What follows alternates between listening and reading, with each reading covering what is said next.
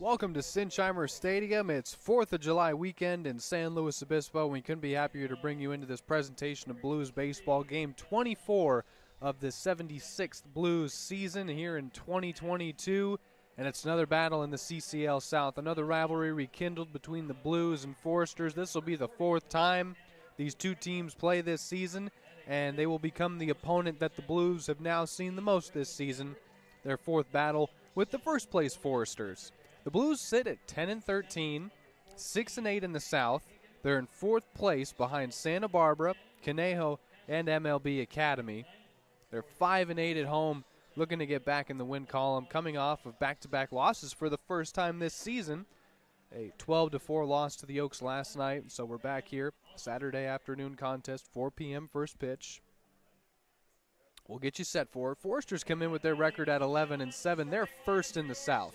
They're just 4-6 on the road, but their season has really turned up. After getting off to a slow start, the team that more often than not finishes towards the top of the CCL South standings is right where they usually are in first. The Foresters at 11-7.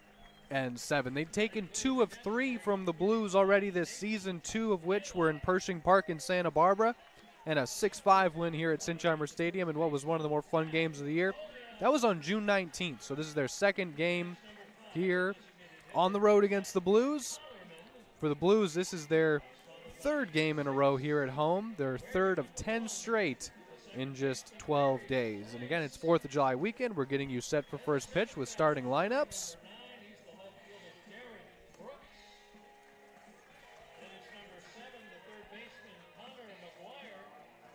First two games between these clubs were very competitive. As mentioned, the 6-5 win for the Foresters here at Sinsheimer Stadium. Then at Pershing Park, the Blues beat them 4-2 in what was one of the Blues' better all-around performances in a low-scoring ball game that featured timely hitting and great pitching. And then the Blues' worst loss of the season was a 13-2 defeat the following Sunday, again at Pershing Park as well. So the Blues looking to avenge that loss from earlier this season.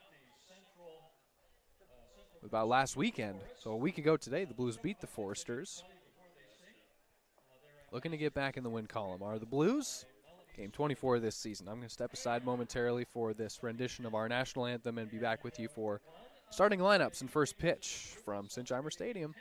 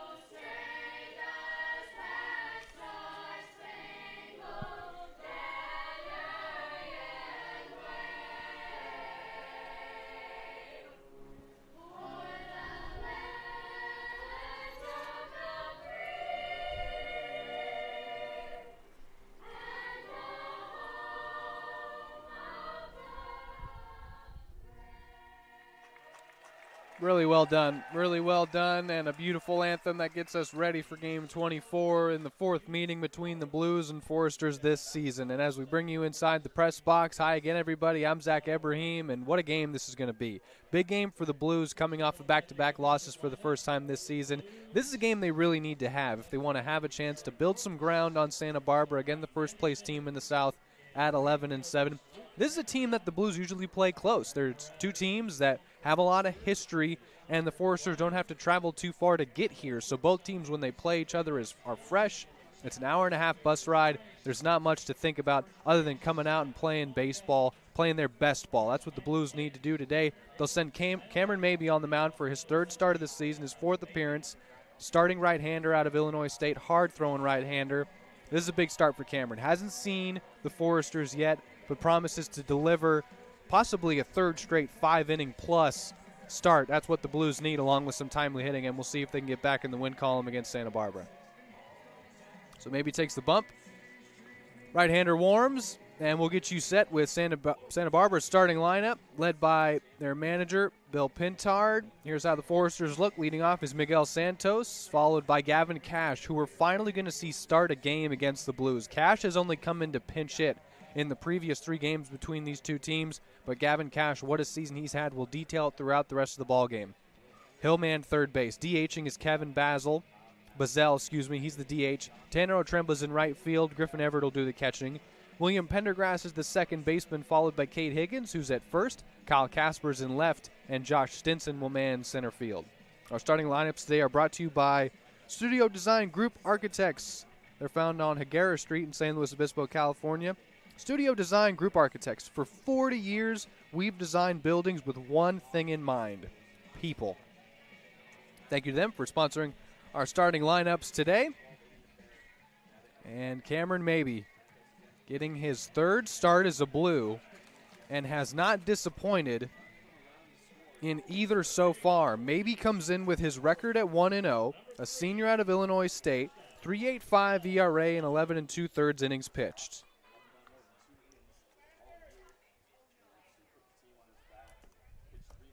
.405 the current time.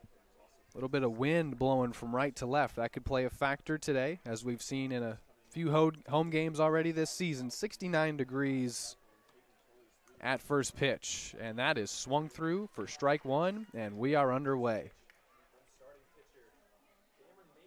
Mabey and Santos getting us started here in the top of the first. Blues and Foresters for the 4th time already this season. Mabey's 0-1 pitch. That's in there. Quiglio ahead 0-2 is the hard-throwing right-hander. Fastball slider change for Cameron. Fastball tops out in the mid-90s. Nasty change and slider when he has 2 strikes on the batter, which he does now. 0-2. That's high. Appreciate you joining us this Saturday afternoon, 4th of July weekend. How much fun is tomorrow going to be when we have a great start to the weekend? A soft liner to short. Maciel, bare hand, throw to first, gets away from Tolia. So that one thrown away, and that allows Santos to reach.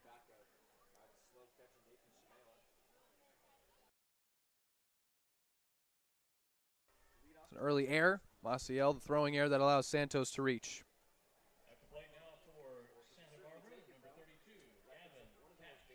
Gavin Cash now, who again has had just quite a season for Santa Barbara. Part of the reason they sit at the top of the South, a .333 average coming into play today. Team lead in RBI with 16. No one else has double digits. And he's hit 4 home runs. No one else has hit more than 1. Swings through strike 1. So big bat. Let's get this scoreboard updated. Runner on first is Santos, just reached on an error. Cash at the plate with the count 0-1.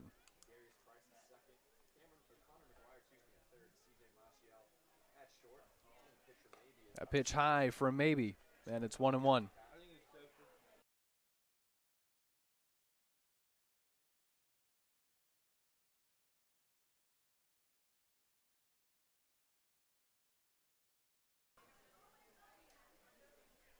One pitch from Mabey. That one is a soft fly out to left. Brooks has it. 1 out.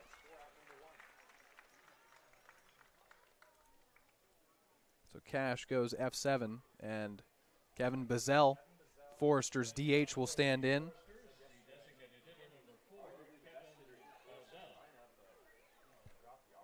Blues coming off of a 12-4 loss to the Oaks last night. It's a 3-1 game until the 4th, when the Oaks plated 6 runs and hit around they sent 11 men to the plate in the inning, and that's when the game really got away from the Blues last night.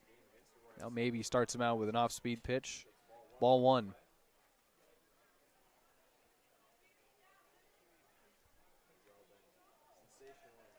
The first inning, the first and fifth inning have been where maybe has run into a little bit of trouble and where he allows the majority of his base runners and forces himself to get out of jams.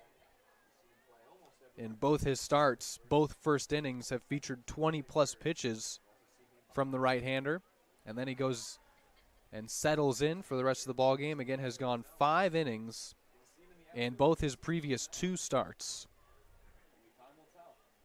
In the 3.85 ERA for Cameron Mabey, his 1-0 pitch is sent beyond the reach of Price at second base for a single.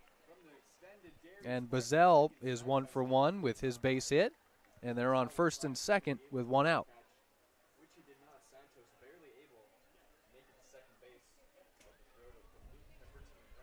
Darius Price is at second for the Blues, and that one just beyond the reach of his glove. He made the diving attempt. Now it's Tanner Otremba's turn to step to the plate with runners on and 1 out. That hit given up by Mabey, his 17th hit allowed this season. Again, this is his 4th appearance.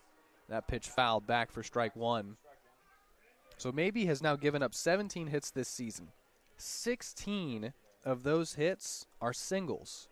Part of the reason why the hit total is so high but the ERA is so low, they're just little bloop hits, little soft liners, and Mabey's able to get himself out of those jams, out of that trouble, because they're not any extra base hits, not any long fly balls.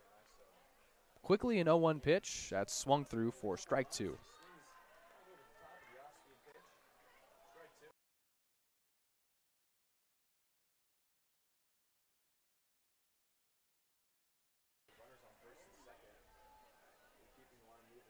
Maybe has him in the 0-2 count. Checks second and fires. Got him swinging. Slider gets the second out and the first K for Mabey.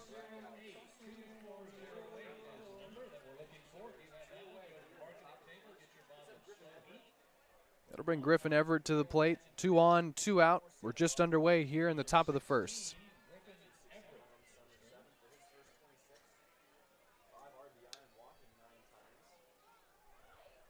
It's Santos at second. He reached on an error. And Bazell at first. He singled through the right side.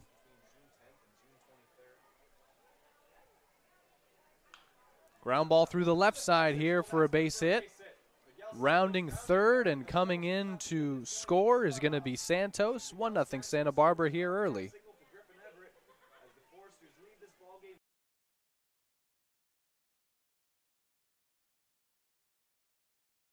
Quick start for Santa Barbara. They get an RBI single from Everett, his 6th RBI of the season. And they're still on first and second with 2 out. It's another single given up by Mabey and another early deficit for the Blues. 1-0 here in the top of the first.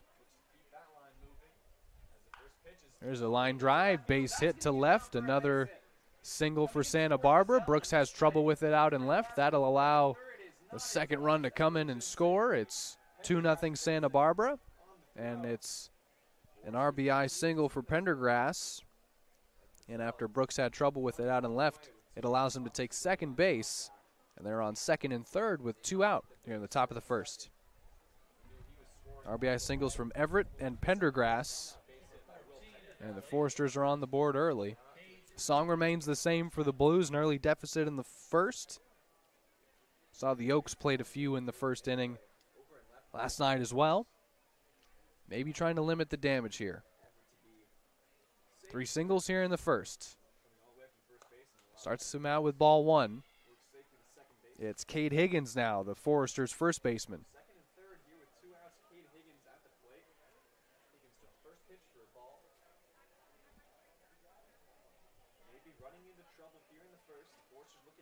The 1-0 is swung through, and the count evens.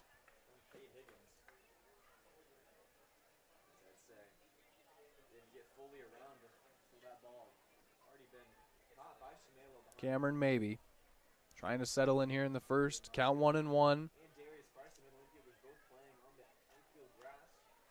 Fouled back, and it's 1-2.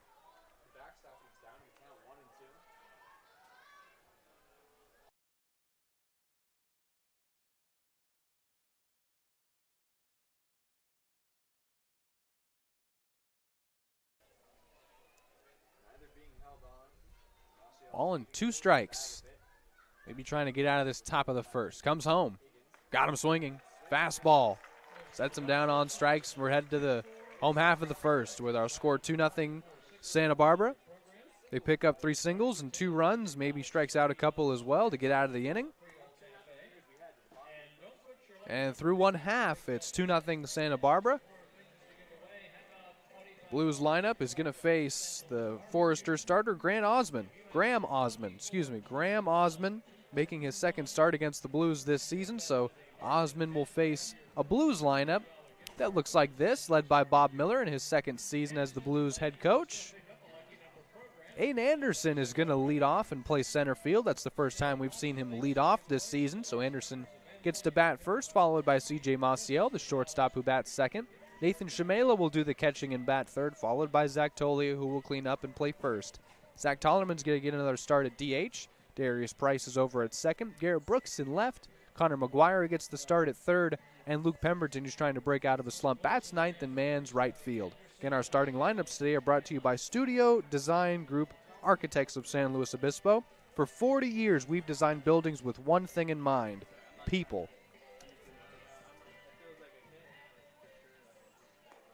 So Osmond sets himself, gets ready for his second start against the Blues this season. And again, this is the part of the season where you become familiar with each other, especially in the CCL South.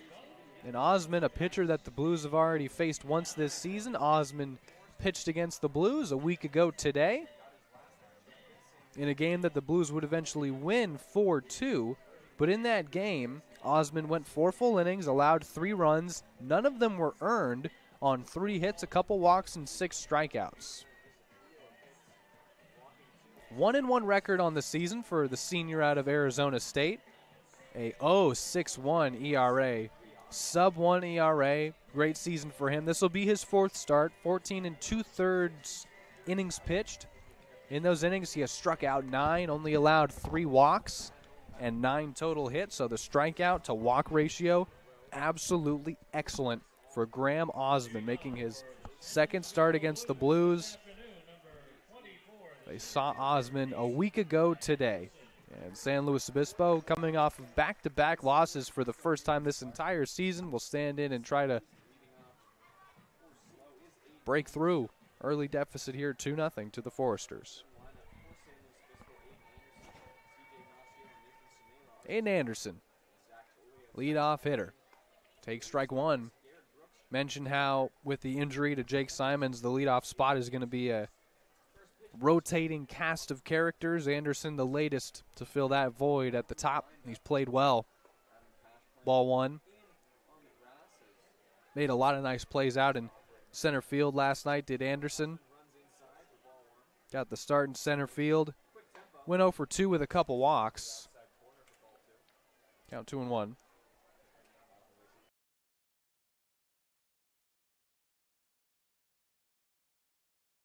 Anderson with the average at .294, hits a ground ball to short that Santos will toss to first.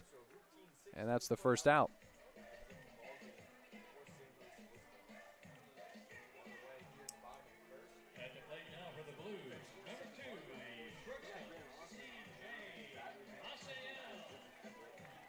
Maciel stands in with no one on and 1 out. Foresters lead 2-0 early, and we're in the bottom of the first.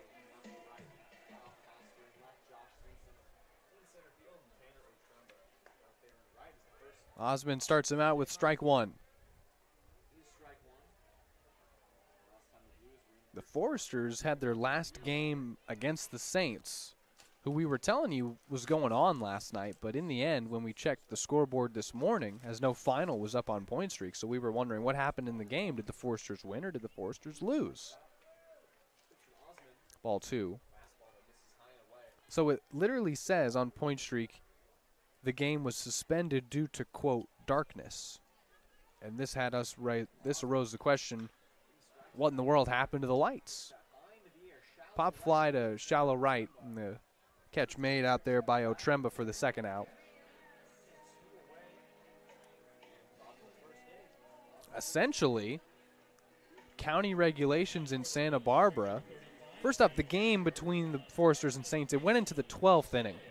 So at that point, whatever time it was in Santa Barbara, the county had the park turn off the lights. The lights could not be on any longer, any later into the night than that game was being played. So it was suspended due to, quote, darkness.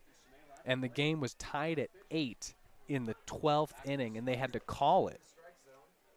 So technically the Foresters are coming off of a game that didn't end, tied at 8 in the 12th, and we'll have to see what the CCL decides to do with that. Blues ran into another interesting situation last season. I love to tell the story about down in Compton as Nathan Shamela stands in and swings through strike 2. Blues were playing down in Compton at MLB Academy, and in the top of their 9th inning, they had scored 6 runs. They were up 14-0, and then the sprinklers came on. The sprinklers came on at MLB Academy, and the guy who knew how to turn them off was at home sleeping. So there was nothing they could do. They had to end up calling the game, and what the CCL ended up having to do was just wipe away that 9th inning, make it an 8-inning game. Blues won 8-0 instead of 14-0. That pitch fouled off. So that's what that ultimately did. The Blues were given the win, but this is a completely different situation because the game was tied at the 12th, and in the 12th, anybody's ball game. And so we'll have to see what happens and what the CCL decides to do. But the Foresters, technically, still 11-7 at the top of the South. And that's really all that matters. 2-2 pitch to Shamela. Fouled off again. Good battle here. Nathan Shamela, catcher out of Dartmouth. Finally hitting third. I feel like that's a spot that Shamela could stay in for the rest of the season.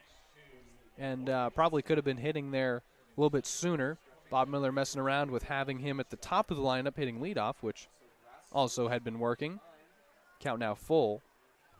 But this is a guy who could really see batting third the rest of the season. Just been excellent. 382 average, 13 hits in 9 games. Payoff pitch to him. That's flown out to right. That's drifting, and that'll be caught by Otremba, who had a good read on it. 1-2-3 inning pitched by Graham Osmond. Anderson grounds out to short. Maciel and Shamela both fly out to right. That does it for the first inning. We're headed to the top of the second with our score 2-0 in favor of Santa Barbara. Second inning for Cameron Mabey coming up. He'll face Casper and Stinson for the first time. And then back to the top of the order in Miguel Santos.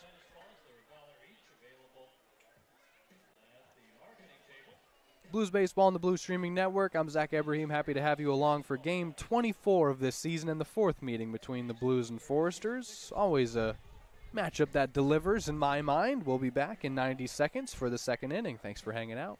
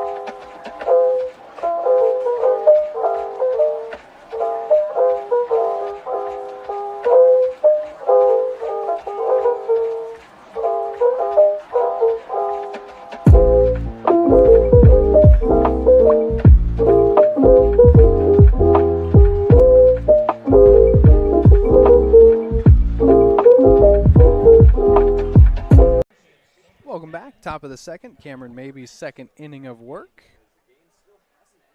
Scored 2-0. Santa Barbara in front early.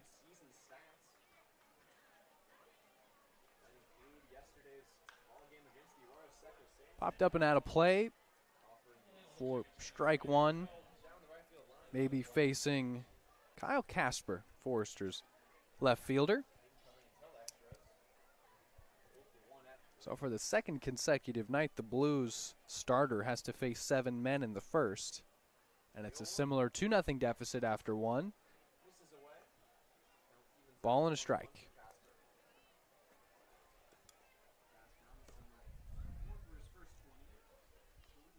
One ball and one strike. Maybe's first time facing these Forresters.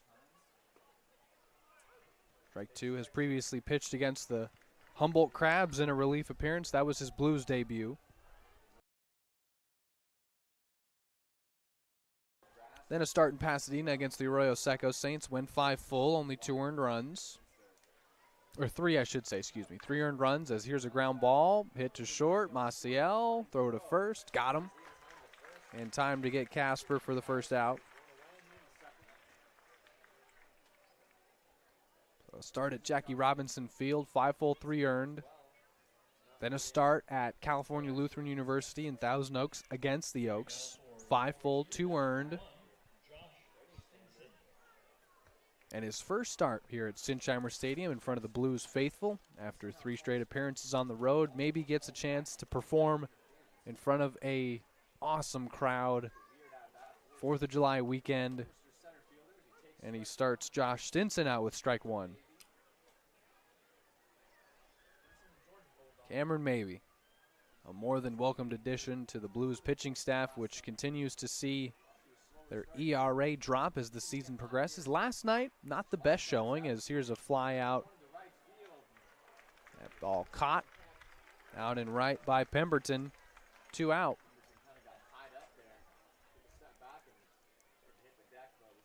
Last night, the 12-4 loss. The first time that the Blues have lost back-to-back games. Gave up a 6-run inning. That really just blew the game open. Last time out against these Forresters, the Forresters scored in 5 of 9 innings, including a 6-run second inning. Again, that blew the game open.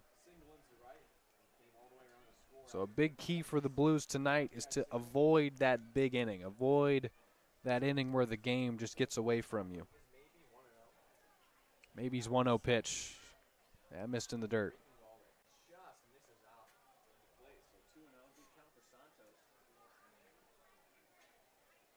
Santos, who reached on an error. Lead off the ball game, E6. Maybe sets and fires. Delivers a pitch high for ball 3.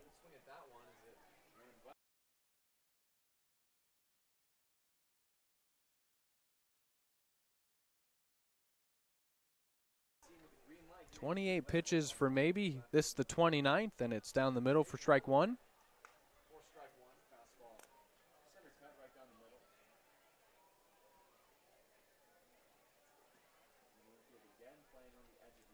Three balls, 1 strike the pitch. Fouled straight back against the netting, and the count now full. Pitch count now at 30 for Maybe. And if he's able to retire Santos in a 1-2-3 inning, that would be more than manageable and a good bounce-back effort from Cam here in the second. Gets the sign from Shamela. Set and a payoff pitch on its way. High pop-up to the left side. Giving chase is McGuire, and Brooks, it is out of play. That thing barely drifted into the Foresters' dugout. So we'll do it all over again with the count full and Santos at the plate. Everyone giving chase there. Great effort to track down the pop fly, but it was foul. It dropped into the dugout. Bullpen, excuse me, and so count still full. Maybe giving up 3 singles in the first, 2 earned runs on RBIs from Everett and Pendergrass. Set for a payoff. That's flown out to right center. Pemberton has it. 1-2-3 inning pitch by Maybe and a good bounce back effort. Retires Casper, Stinson, and Santos in order. To the home half we go, and the Blues bats. It'll be Tolia, Tollerman, and Price when we come back.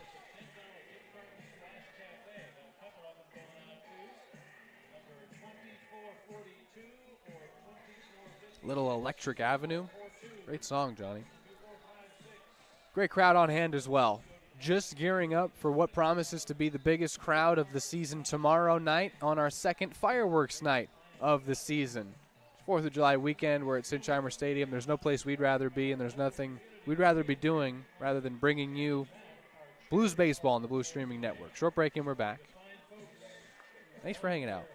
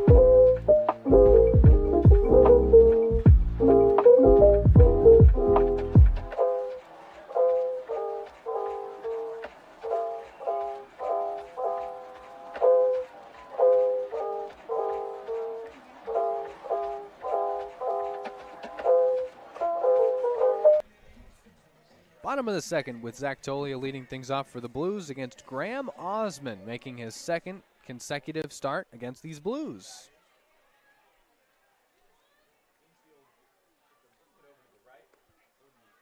Tolia takes a strike, the average at 274 for Zach this season. He has played and started every game. Sophomore out of Utah. Gig Harbor, Washington, his hometown. Osmond's 0-1 pitch is swung through for strike 2. Tolia this season against the Foresters went 1 for 4 back on June 19th. Grounded foul. 0 for 3 on the 25th and 0 for 2 on the 26th. That makes him 1 for 9 against the Foresters this season. With just 1 RBI, a swing and a miss, and down on strikes is Tolia for the first out. First strikeout for Osmond. There's 1 out for Tollerman.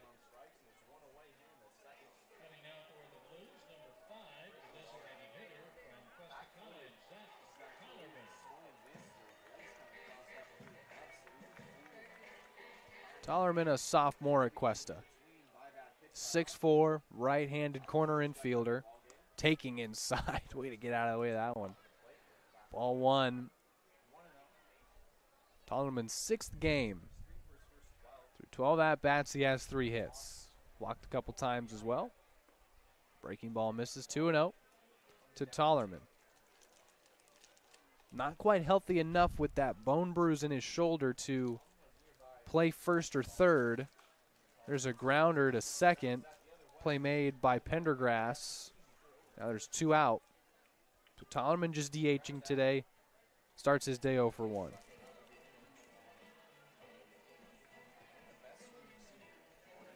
Two out and no one on for Price.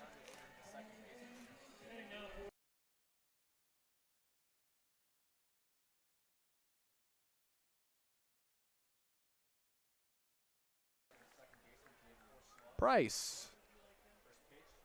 That pitch ran way inside, and Barry's got out of the way of it. A lot of movement on the pitches from Osmond. Senior out of Arizona State. Price on his way to Cal Poly Pomona. Manning second base, the 1-0. That's in there for a strike. Evens the count.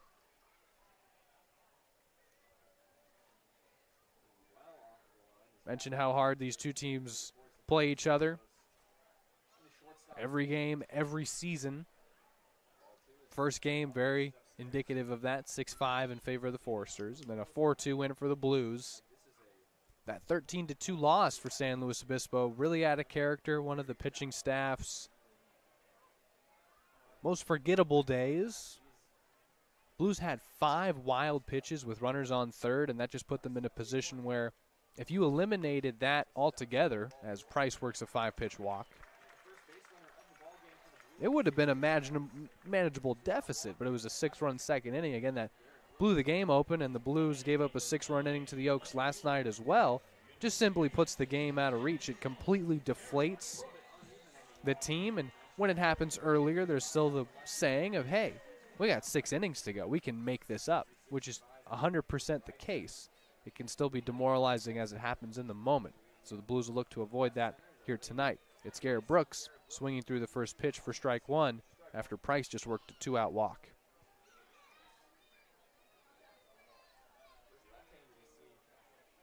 Garrett Brooks, left fielder out of UTSA. Strike 2.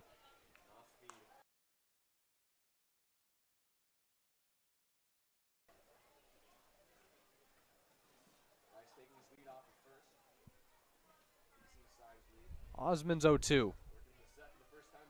Price takes off for second. Brooks swings and misses. Inning over on the second strikeout for Osmond.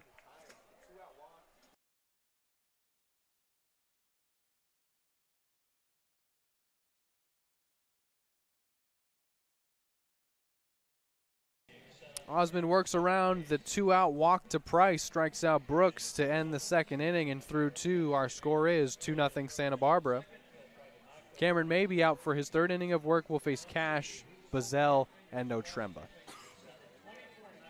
Blues coming off of back-to-back losses for the first time this season, trying to climb their way in the CCL South standing. The Foresters are in 1st, the Blues are in 4th. Big game for San Luis Obispo, and they'll bat. Their bats will be up in the bottom of the 3rd, but we're headed to the top of the 3rd, and Cam Mabey, after setting down the Foresters in order in the 2nd, will try to do the same in the 3rd. Short break, and we're back. Just a minute away from the 3rd. Thanks for hanging out.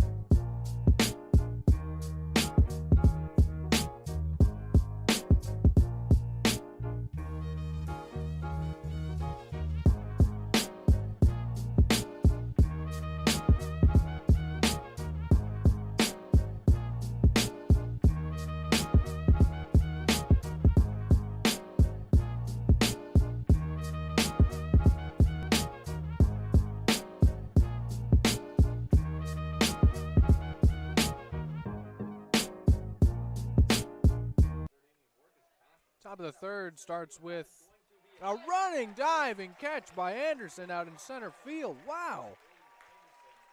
Aiden Anderson makes a heck of a play. 1 pitch and 1 out as Cash is retired. I'm telling you, he's showing me something out in center field. Aiden Anderson's been terrific. Quickly 1 out.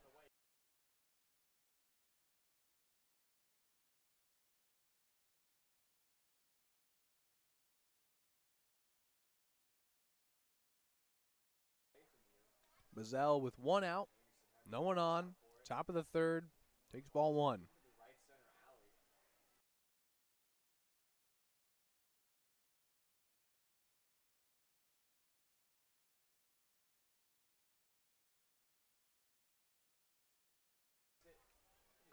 A breaking ball in there to even the count at 1-1.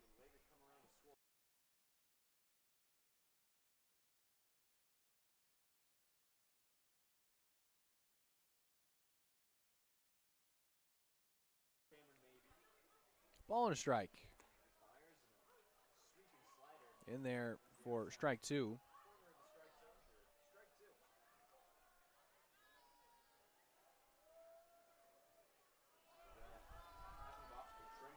Some chance for hot sauce with the count 1-2.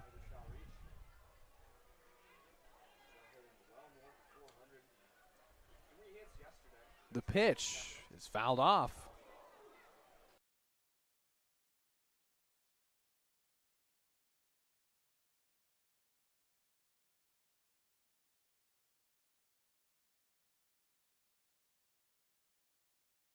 This is a Foresters team that's averaging 5 runs a game in 2022.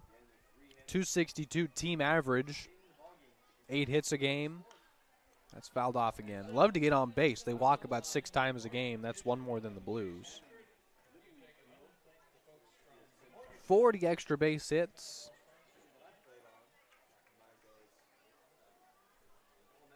Ball and 2 strikes, still the count. Cameron Mabey's third start as a Blue and his first here at home on 4th of July weekend.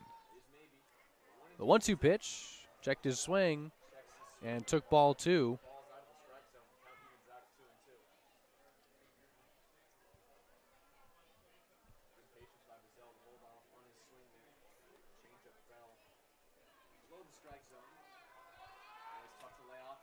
Or chance for hot sauce.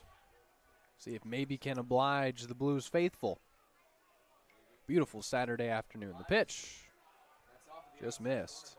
Count full.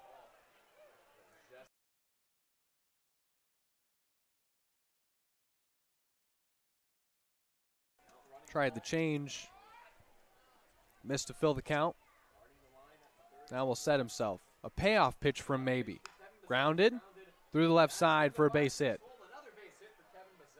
And Bazell is 2 for 2 with 2 singles.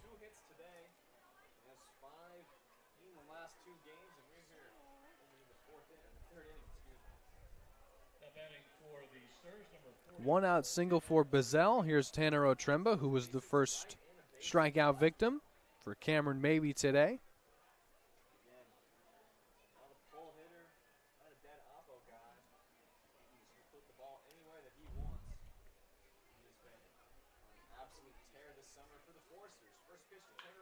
That's lined out into left, but Brooks makes a sliding catch.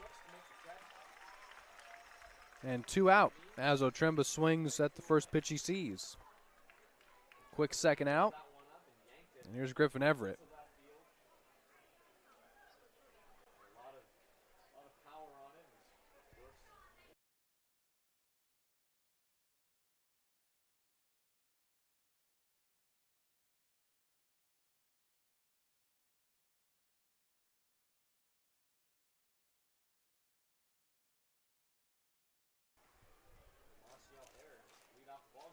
Maybe facing Everett now for the second time. Starts him out with strike 1. Everett already 1 for 1 against him with an RBI single that scored Santos in the first and gave the Foresters their 1-0 lead.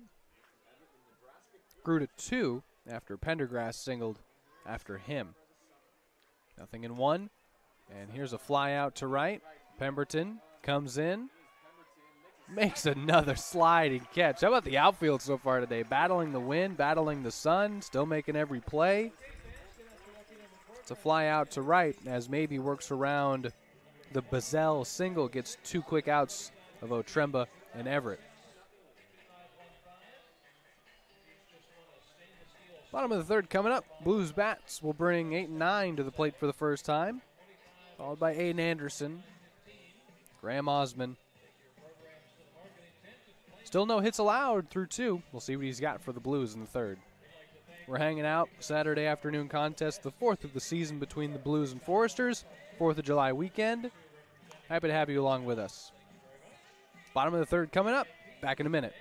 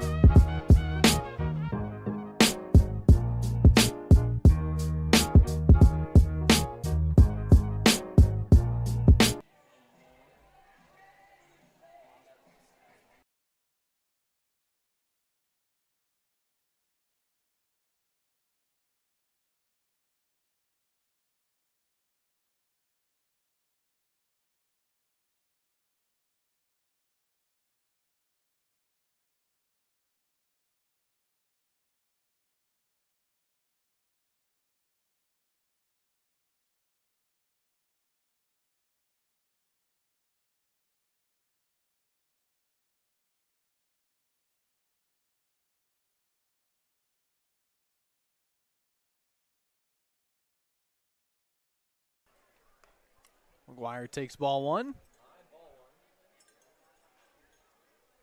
Bottom of the third underway. Welcome back in.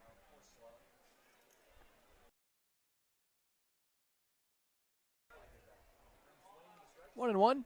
Slide piece from Osmond caught the zone.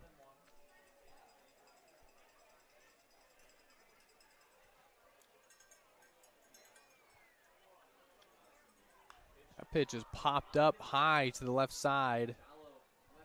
Shallow left field now. It's Cash and Santos, and no one makes the catch, and cruising into second, but out is McGuire. So the catch not made. McGuire would have been safe at first, trying to turn it into a double. But out there, McGuire singles, but he's out, trying to turn it into a two-bagger.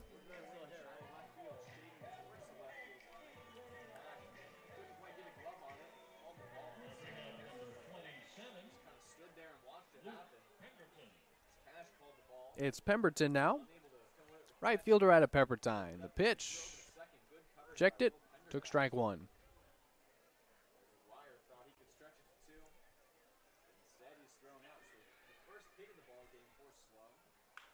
Ground ball to second. Pendergrass to first. 2 out.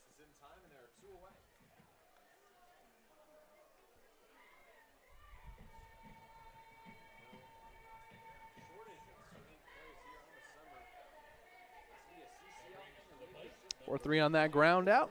Now Aiden Anderson stands in.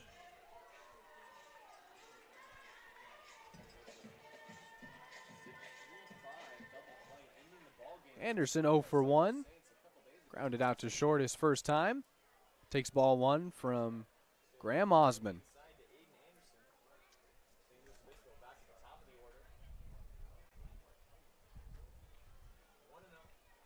1-0 pitch. Anderson went around half-heartedly down to a knee, and that one buckled him. 1-1.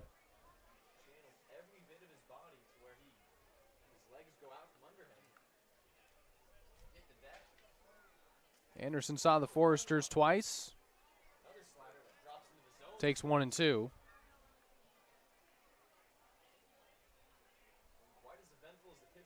Officially 0 for 2 against Santa Barbara with 3 walks. There's a soft grounder hit back to Osmond. He'll make the play. Throw out Anderson for another. He did face the minimum after McGuire singled and tried to turn it into a double, but was thrown out. So he faces the minimum in the third. Pitches another scoreless inning and only gives up 1 hit.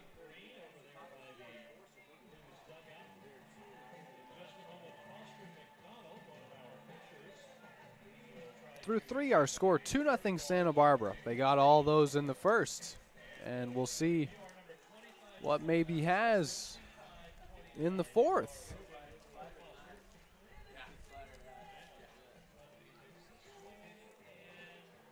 Top of the fourth coming up. It'll be Pendergrass, who just made the play to end the inning. Higgins and Casper.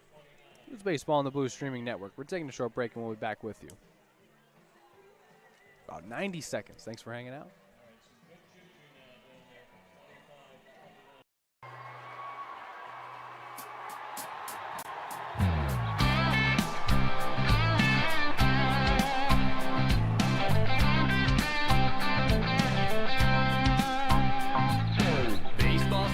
Underway. You'd better get ready for a brand new day. Hey, St. Louis, what do you say? The Blues are gonna win today. We're singing now. Go Blues, go.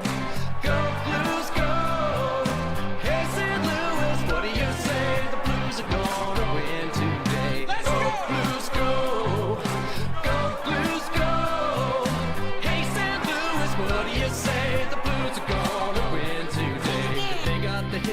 Pitchers and speed. Moving along here, we enter the fourth. Maybe facing Pendergrass, who got that second RBI single against him in the first inning. A pitch to him. Starts him out with a swinging strike.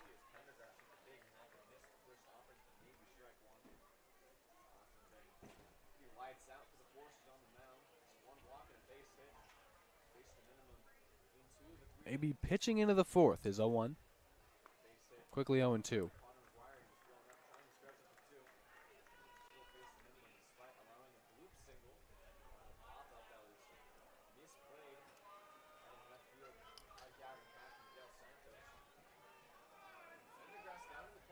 Nothing in 2. Couple chance for hot sauce. Here it is. Got him swinging on the high fastball.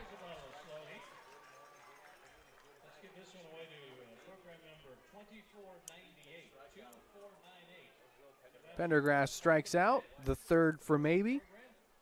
That's now the most strikeouts he's had in a game this season. Strikeout numbers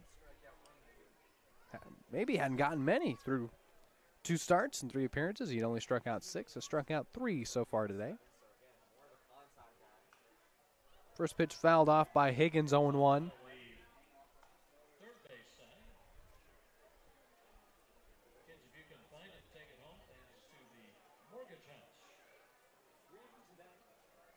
Cade Higgins, whose average is at 241 coming into play today. Maybe's 0-1 is swung through for strike 2.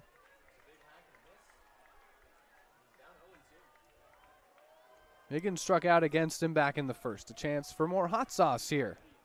With every strikeout, the Blues provide a lucky fan with slow heat hot sauce from Bon Temps Creole Cafe. The 0-2 is high. Got his last strikeout on the high heater. Missed with that one in the count 1-2. That was his 50th pitch. Thank you, Matt. Blue statistician Matt Fernandez alongside.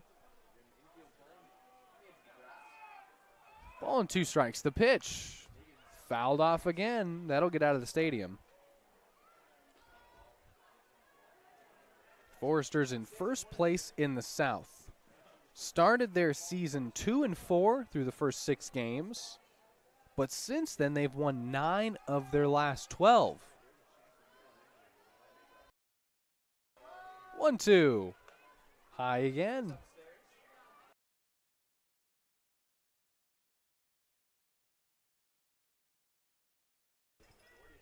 So they come into today winning 9 of their last 12, and again their last game never officially finished. It ended in the 12th inning with the score tied and a swing and a miss. Strike 3. Maybe got him swinging. There's 2 gone on back-to-back Ks. Now Cameron has struck out 4. He has sat down 4 in a row dating back to the 3rd. Quickly, there's 2 out here. That pitch count now north of 50. Cruising along here in the top of the 4th. Kyle Casper, Forester's left fielder, 0 for 1 today as he grounded out to short. His first pitch, ball 1.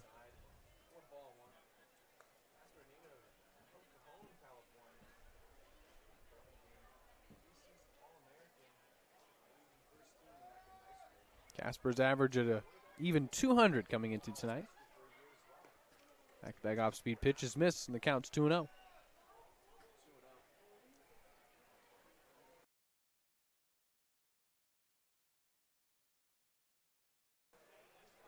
Two balls and no strikes. Maybe comes home. There's the first strike, and it's flown out to right. That is drifting. It'll drop foul. And that is strike 1. Casper trying to have the wind keep that one in fair territory, but it drops foul. Pemberton gave chase, couldn't collect it. Our count now 2-1.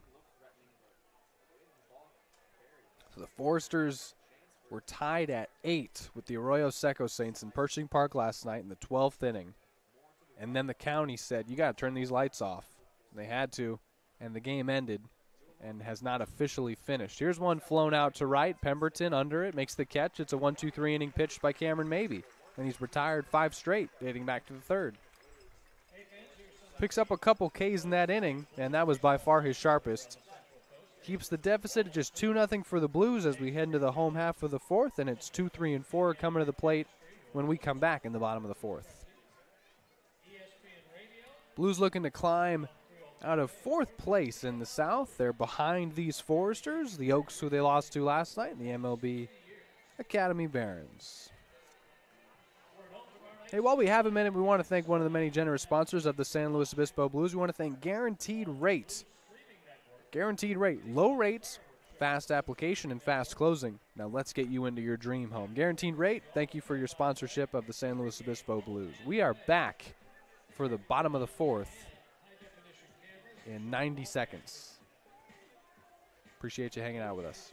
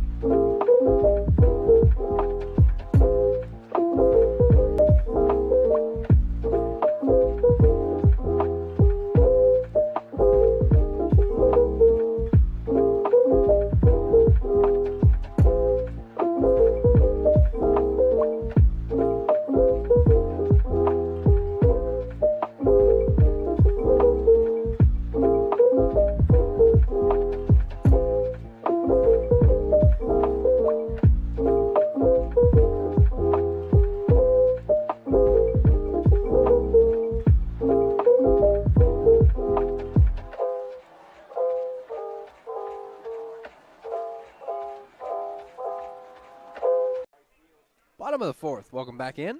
Graham Osmond's fourth inning of work for the Foresters. The lefty out of ASU starts CJ Maciel out with ball one.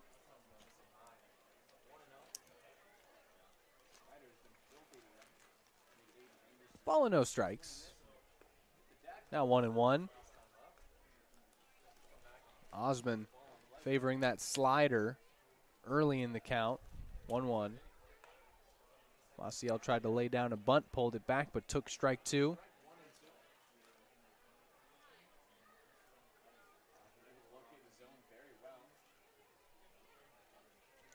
This is the third of 10 straight at home for the Blues.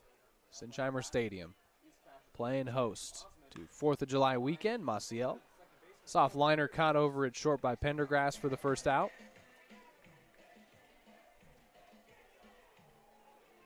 L4. Maciel no 0 for 2. Here's Nathan Shimela. Later this month, of course, the CCL Showcase game. The CCL's All-Star game. Going to be played in Compton later this month. Osmond's first pitch to Shimela dips low, ball one, and I don't believe I have a vote. I don't think anyone has a vote. I think just the coaches pick the All-Stars, and I think Nathan Shimela will end up representing the Blues in Compton for that CCL Showcase game that's televised on Valley Sports. He's your pick? Oh, Zach Talia, who's due up after Shimela, will also get some consideration. There's no question about it, Matt.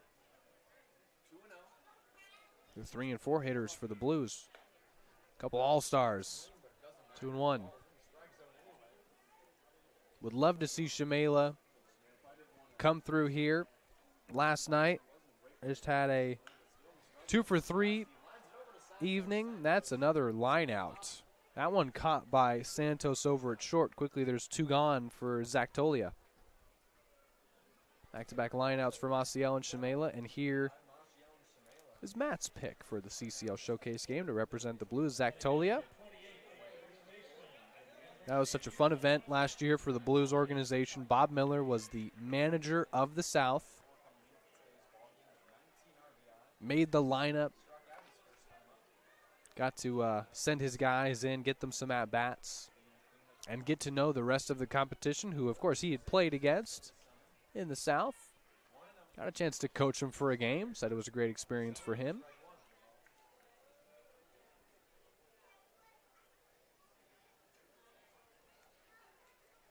One pitch. Tolia takes ball 2. Of course, the Foresters finished in first in the CCL South, but did not go play in the CCL State playoffs. 2-1 pitch. Tolia flares this one out to center. Coming in, Stinson, a diving catch. Wow.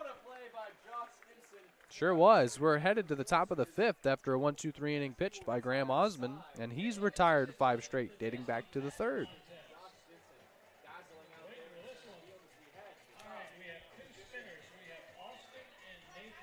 Dizzy bat race on hand. That's always a good one. Due up for the Foresters, Stinson, Santos, and Cash. Blues Baseball, Blues Streaming Network. We're taking a short break, and we'll be right back with you in 60 seconds for the top of the 5th inning.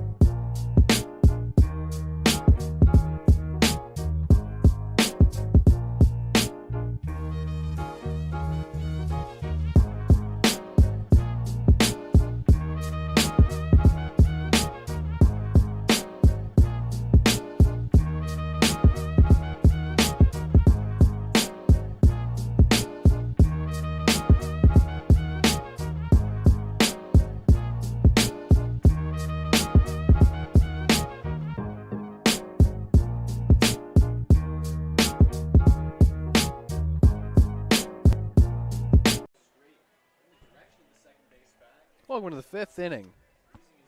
Josh Stinson, who just made a spectacular play out in center field, is going to lead off the inning for the Santa Barbara Foresters, and see if Cameron maybe can go 5 full innings for the 3rd consecutive start. Possibly even deeper. What's his pitch count at, Matt? 57. I'd say he can do it. Has another quick inning here. He's retired 5 straight.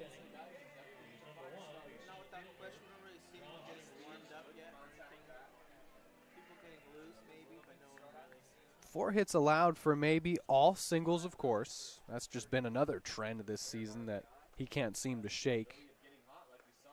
But again, they're only singles. They haven't come back to bite him too much. Starts Stinson out with ball 1. Righty-righty matchup. Maybe comes home. That pitch in there for a strike.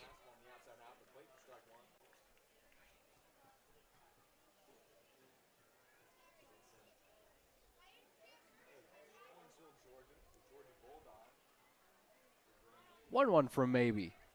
That's in there, 1-2. 60 pitches now for maybe.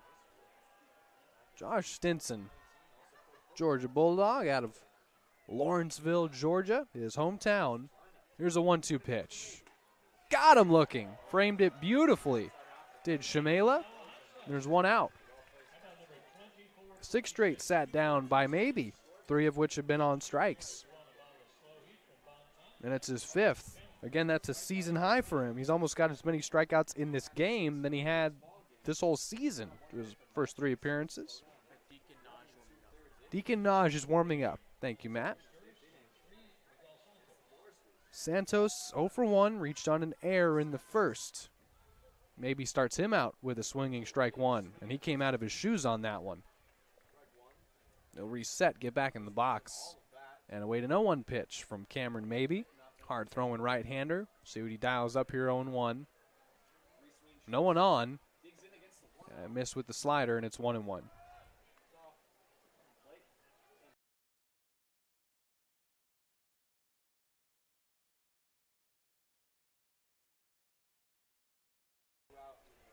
One ball and 1 strike the pitch. Popped up and out of play. Strike 2.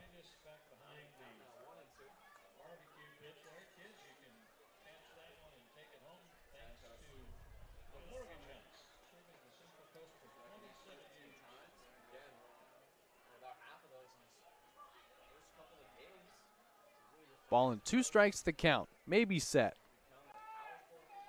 Hot sauce needed. Flown out to right. Shallow. Pemberton has it for out number 2.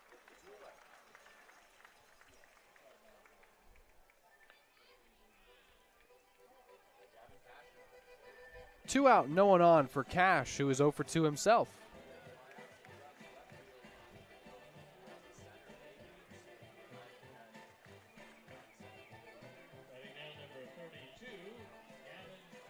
Cameron Maybe, who again, this is only going to be his third start and fourth appearance of the season, but he has the lowest ERA of any Blues starter. He just barely edges out Bryson Van Sickle, who we assume we'll see tomorrow. Van Sickle's ERA is 3.98, just below 4. And both pitchers have been excellent this season and have anchored this pitching staff since arriving in San Luis Obispo. 0-1 pitch. Ground ball to Tolia. Good pick over at first. Taps the bag unassisted. It's a second straight 1-2-3 inning pitched by Cameron Maybe, and he has retired 8 in a row.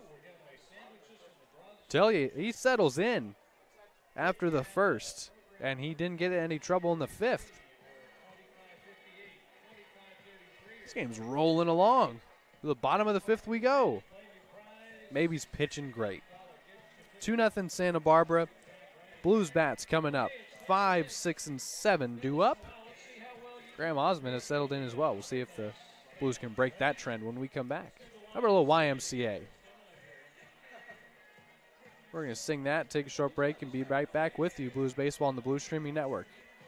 Talk to you in 90 seconds.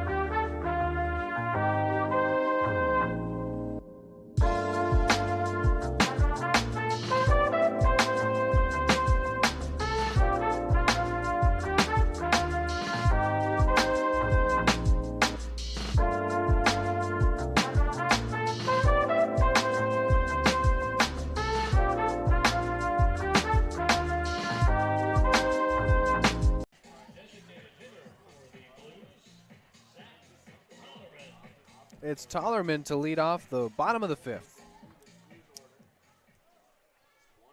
DHing, coming off of a shoulder injury. Happy to have Tollerman back in the lineup.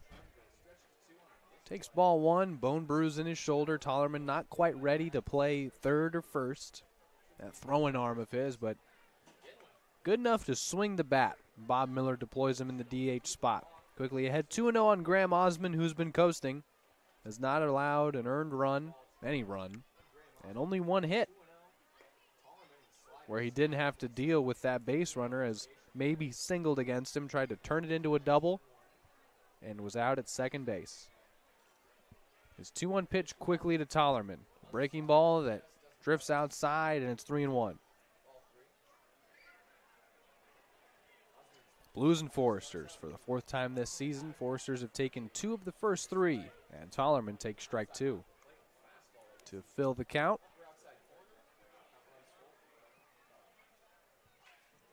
A payoff. Flown out to center. Drifting back will be Stinson. He's under it for the first out.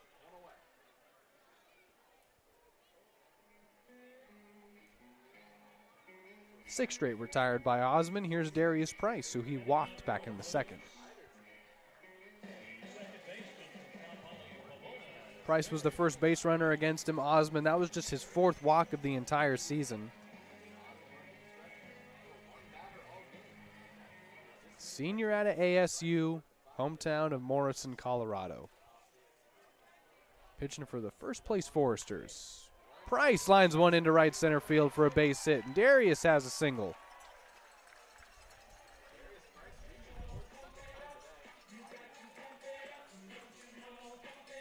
Here's Garrett Brooks.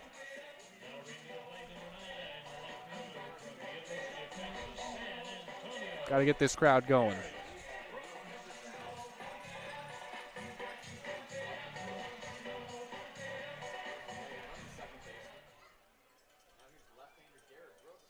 It's a 1-out single for Price. Brooks awaits the first pitch from Osmond. It's bounced, it gets away, it's wild, and Price is at second, now in scoring position.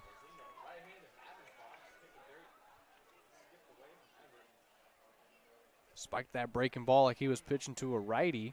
Brooks in the left-handed batter's box saw it was a ball out of his hand, took it. Price is at second. There's still only one out.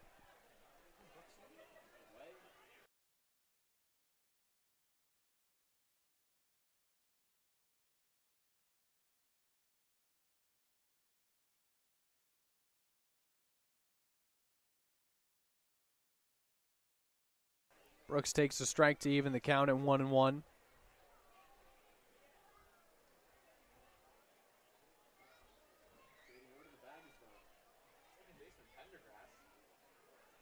Brooks has a 6-game on-base streak working coming into this one. Tried the corner and missed. It's 2-1 now. Didn't get a hit in the loss to the Riptide Wednesday night, but walked twice. So that broke his hitting streak of 4 straight, but he's got an on-base streak of 6 straight working.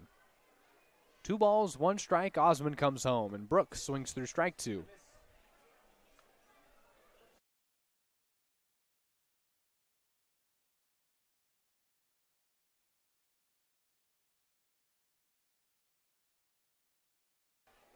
Price is at second. Tying run at the plate in the form of Garrett Brooks, who's 0 for 1 today. Osmond comes home with a 2-strike pitch, and Brooks fouls it off to the left side. That'll stay in. Souvenir for a lucky fan.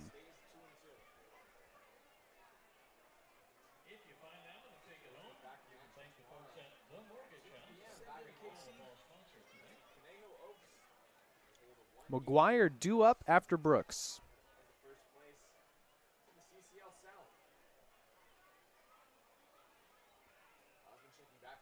2-2 pitch to Brooks. And Garrett takes ball 3 to fill the count.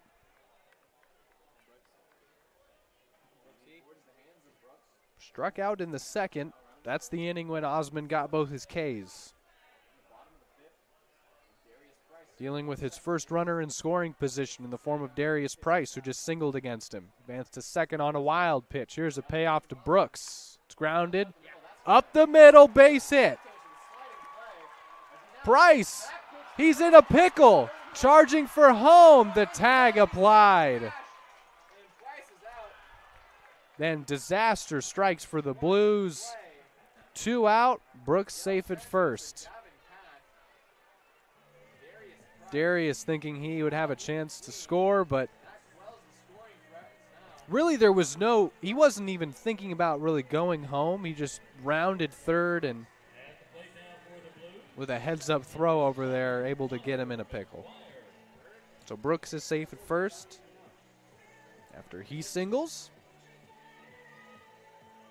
We actually thought no one would even get to that ball. Santos did, but it still was a hit for Brooks. Third hit for the Blues, excuse me.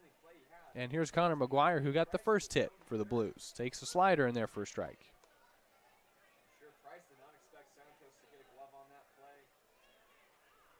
I didn't expect Santos to get a glove on that play. That was impressive, but no chance to get Brooks, who's safe at first. 2 outs now. Grounded foul, 0-2. And the Blues' threat quickly neutralized with Price being tagged off the base paths.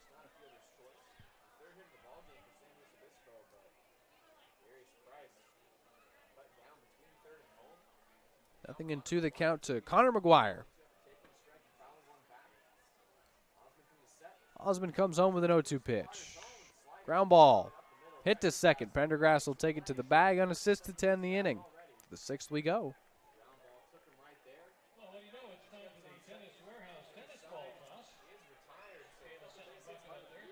Top of the 6th coming up. Our score 2-0 Santa Barbara in a game that is just coasting along. We'll be back with you for the top of the 6th and the Foresters bats. We'll see if it is Cameron Maybe out for possibly his 6th inning of work, and that'll be the deepest that not only he's gone in the game this season, but any Blues pitcher up until this point. Stay tuned to find out. Short break and we're back. Blues Baseball on the Blues Streaming Network, and we appreciate you making us a part of your 4th of July weekend.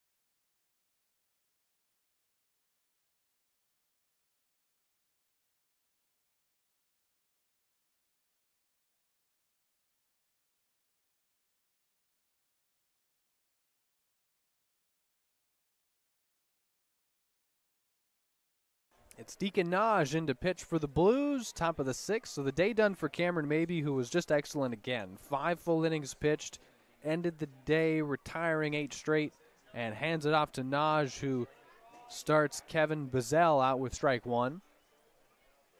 For Deacon, it's his 6th appearance of the season, a 1-0 record for him. 4.76 ERA, that's a number that's continuously gone down for him.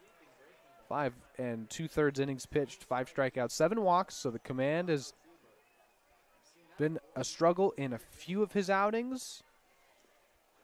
Quickly 0-2. Excuse me, that was foul tipped in the glove. They had 3 strikes, and Deacon starts his day out with a 3-pitch strikeout. Too busy reading his numbers to realize how sharp he was out of the gate. 3 pitches, Bazell down swinging, retired for the first time today. 1 out in the top of the 6th. Naj out of Littleton, Colorado. And that's a pop-up. That's playable for Shamela. Makes the catch. 2 outs.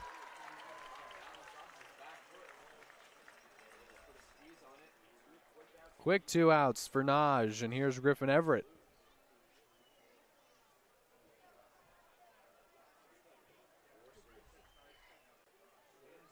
So, Matt, Deacon's birthday is on a holiday. Did you know that? What holiday do you think it is? It's in the fall. It is. That's his birthday is October 31st. I just saw that. It's not even close to coming up, but I just thought that was interesting. Starts Everett out with strike 1.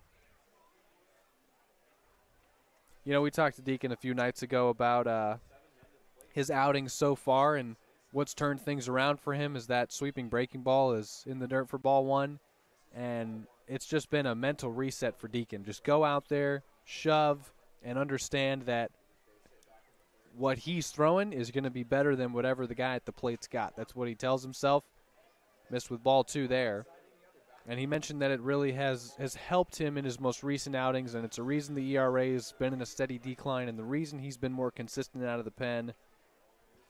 And he's building off of what maybe left the game doing. Now 10 straight Foresters have been retired in a row, and that's fouled back. And Naj has him in a 2-strike count.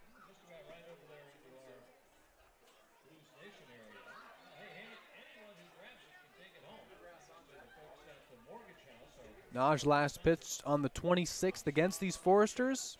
Pitched 2 perfect innings. Only walked 1 batter. Gave up no hits and no runs. Breaking ball. Got him looking. How about it?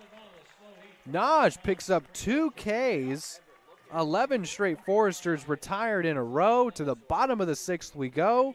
And the Blues bats will look to plate their first run. Pemberton, Anderson, and Maciel due up for San Luis Obispo. We'll see if Graham Osmond remains in the ball game for the Foresters or if his day is done and if they call upon the pen. We'll let you know when we come back. Bottom of the 6th coming up. Blues baseball on the Blues Streaming Network. We're back for the bottom of the 6th in 60 seconds.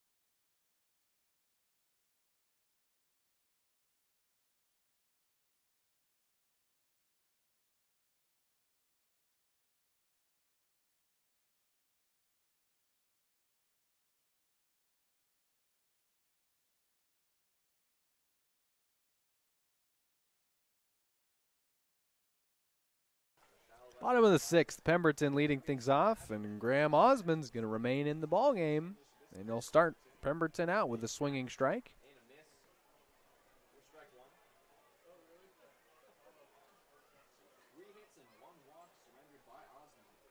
Quickly an 0-1 pitch. Pemberton fouls it straight back, 0-2 the count now.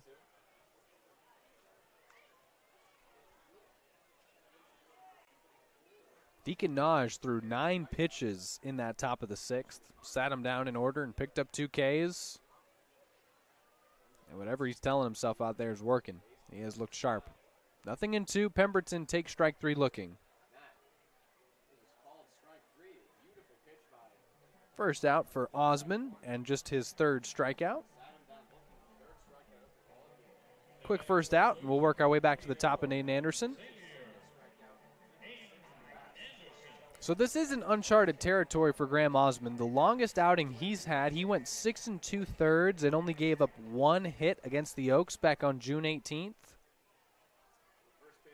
That was a blowout, too. They were up 11, and he stayed in the ball game, obviously picked up the win. Had 10 strikeouts as well.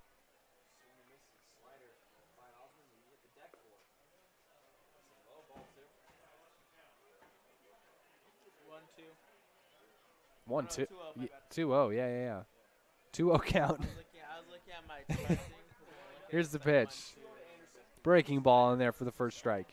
That's a wicked breaking ball that Osmond has. Yeah, sure does. 1 out. 3-1 now. So far, Anderson has grounded out to short and grounded out back to the pitcher. Blues offense has 3 hits and 1 walk.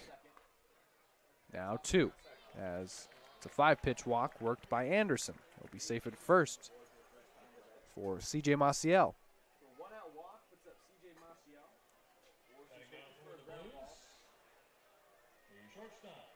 Maciel 0 for 2 with a fly out to right and a soft liner out at second.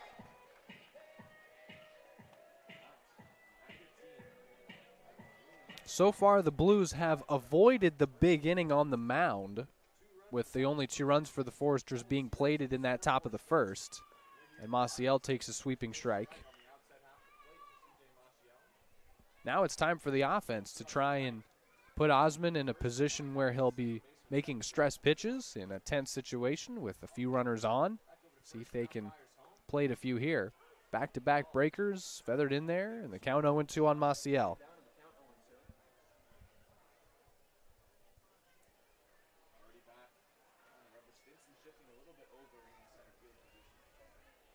Osmond's 0-2 pitch. Swing and a miss. Strike 3. Oh, foul tipped, excuse me. So CJ stays alive to see another pitch. Graham Osmond has gotten through 6 1/3, trying to match his longest outing. Maciel flies 1 out, foul. Tried to be caught by a few Blues in the dugout. But it was dropped, and the count's still 0-2. Maciel awaits the 5th pitch of this at-bat. Yet to see a pitch out of the zone. Anderson safe at first after working a 5-pitch walk. Osmond will throw there. No pick applied. Anderson safe. Picturesque day in San Luis Obispo. Temperatures in the high 60s, actually, with a little bit of wind. Swing and a miss by Maciel. Now there's 2 out.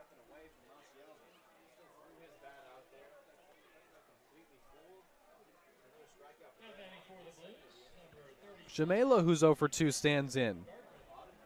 Back to the top of the Blues order as a combined 0 for 7. Anderson was the first to reach with a walk.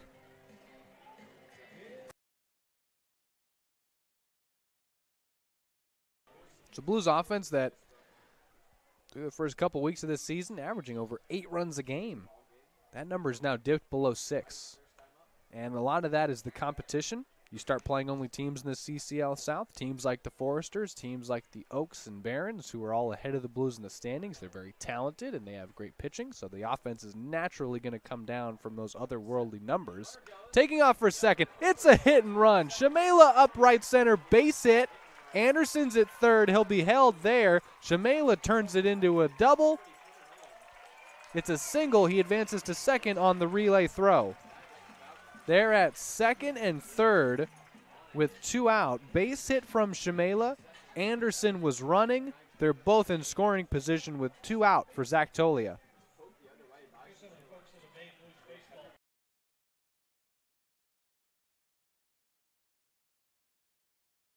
Fourth hit for the Blues to match the Foresters.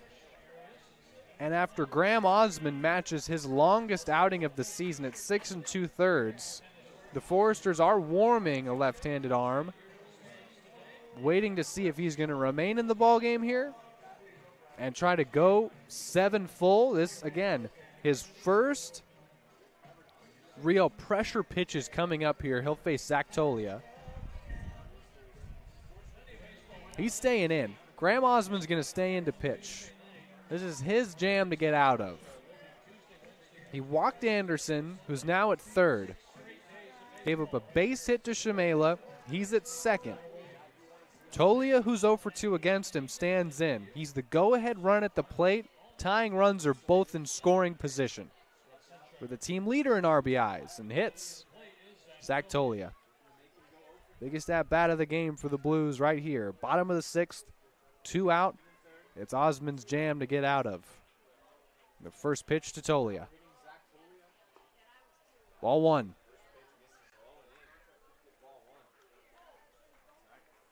Chance to give this sellout crowd something to cheer about. 4th of July weekend. Big spot for the Blues, trying to get back in the win column. A 1-0 pitch to Tolia. Ground ball, 1 hopper, play made, Santos. It gets away. 1 run is in. The tying run is scored, and it's 2-2. The throw from short got away, and we are tied.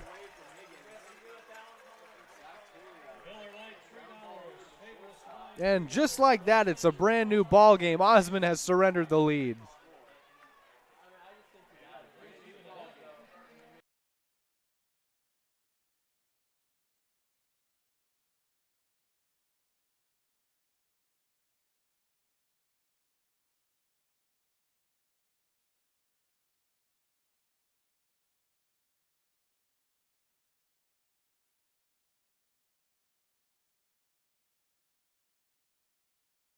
So Tolia reaches on an E6, throwing air from Santos. Neither of these runs are earned by Osmond, but they've still scored. And it's Tollerman now. We're tied at 2. Tollerman 0 for 2, grounded out to second and flew out to center back in the 5th. Tolia safe at first. 2 runs coming in to score. So he reached on an E6. Fouled straight back, 0-1.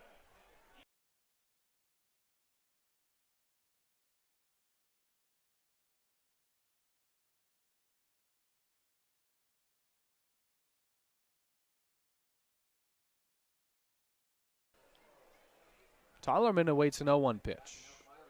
That's in there 0-2. You want to talk about a guy who's using off-speed pitches to get not only outs, but that second strike. Osmond's been brilliant at it. Head 0-2 on Tollerman. Fouled straight back again, and Zach stays alive to see another pitch. There's a Zach on first, a Zach at the plate, and a Zach in the booth. Our count 0-2. Tollerman hits one out to center field. Stinson has the catch. Blues threaten, and they scratch. We're tied at 2. Anderson and Shamela coming in to score on an error from Santos over at short. Tolia reached. Technically didn't drive him in. Those runs won't be charged to Osmond. They're not earned. But a throwing error from Miguel Santos over at short ties the game at 2. It'll be Cade Van Allen in to pitch for the Blues. Right-hander out of San Jose State, hard throwing right-hander. After Deacon Naj retired the side in order in the 6th on 9 pitches and picked up 2 Ks, it'll be Cade Van Allen set to build off of excellent outings from Cam Maybe, Deacon Naj, and he'll have the 7th when we come back. Blues Baseball on the Blues Streaming Network. We're back in 90 seconds.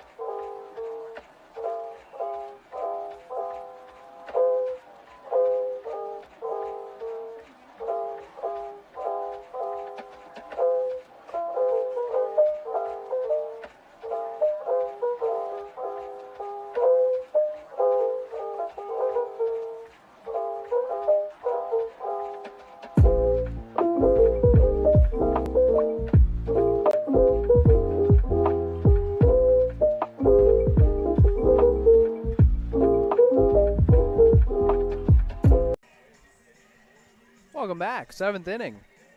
William Pendergrass set to lead things off against Cade Van Allen. The 6'8", hard-throwing right-hander out of San Jose State, who starts his day out with a fastball in there for a strike. We are tied at 2. Both runs for the Blues coming in to score on a throwing error from the Foresters shortstop, Miguel Santos. Brand new ball game in the 7th. Van Allen. This one is softly flown out to right. Pemberton has the catch.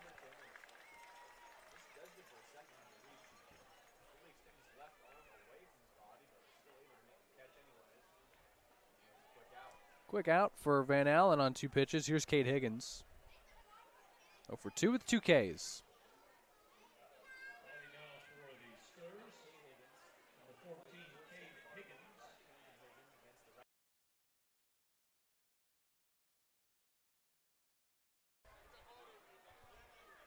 Van Allen starts him out with a high ball 1.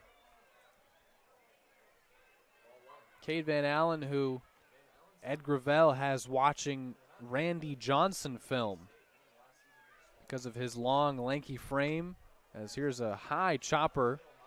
Maciel, nice play. 2 out.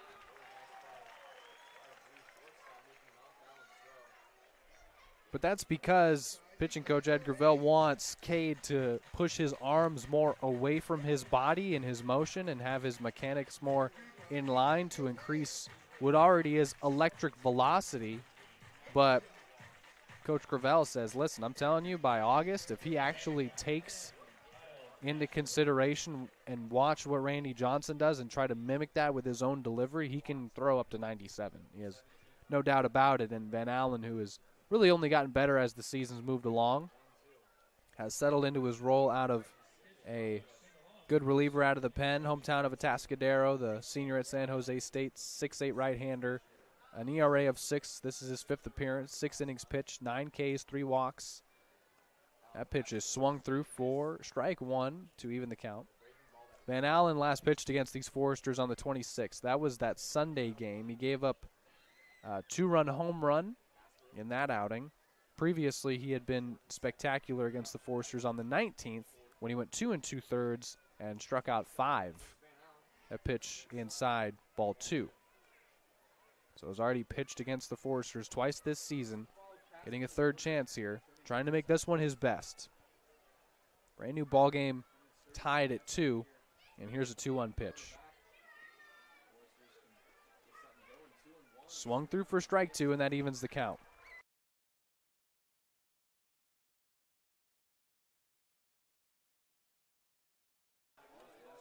Blues pitching, starting with Maybe, then Naj, now Van Allen, have retired 13 straight Foresters.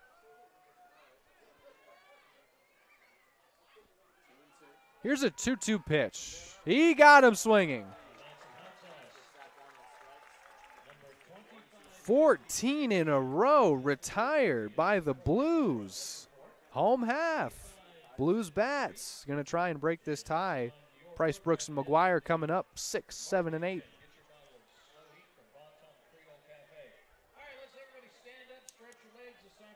Yep, it is time to stretch. You heard Jim Siebert, our PA announcer. I'm Zach Ebrahim up here in the press box at Sinsheimer Stadium alongside Blues statistician Matt Fernandez. Hope you're having as much fun as we are on this 4th of July weekend, and we appreciate you making Blues baseball part of your 4th of July weekend and your Saturday afternoon. I'm back in 60 seconds for the bottom of the 7th.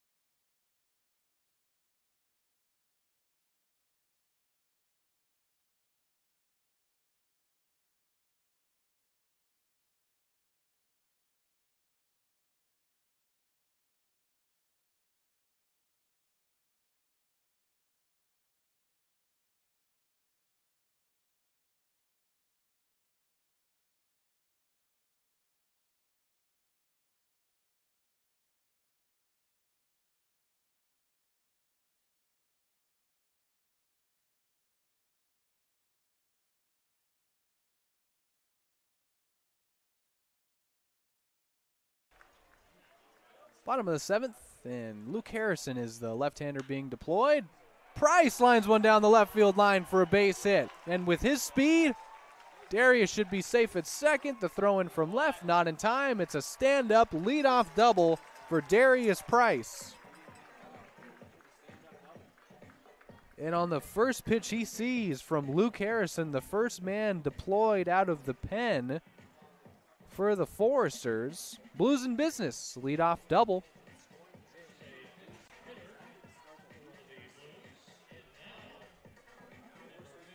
Pinch hitter for Garrett Brooks is going to be Colin Villegas, who will take over for him in left.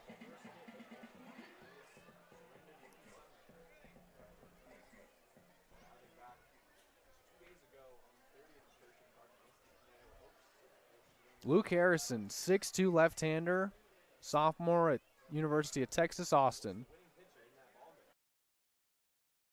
Starts Villegas out with ball one. This is only his second appearance, pitched 2 perfect innings in their win over the Oaks back on June 30th. Gives up a leadoff double to Darius Price, and now Colin Villegas, pinch hitting for Garrett Brooks, looks at strike one. Brooks ends his day 1 for 2. Villegas, this is his first at-bat. Outfielder out of Cal Poly, San Luis Obispo, just across the street. Playing a summer ball at the historic venue of Sinsheimer Stadium. Looping breaking ball, misses inside, and the count 2-1. Well, Price is having a great day. He's 2 for 2, single double. He walked back in the second as well. He has yet to be retired. In scoring position. Fouled off. Count now 2-2.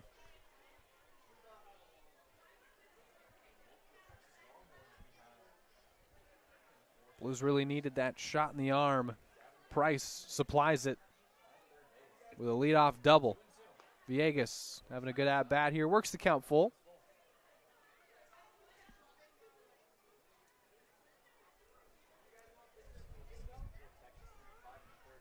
Windy day here at the ballpark. Payoff pitch. Ball 4. Villegas works a walk in his pinch hit appearance. And they're on first and second with no one out. Another pinch hitter here. It's going to be Cody Darcy coming in for Connor McGuire.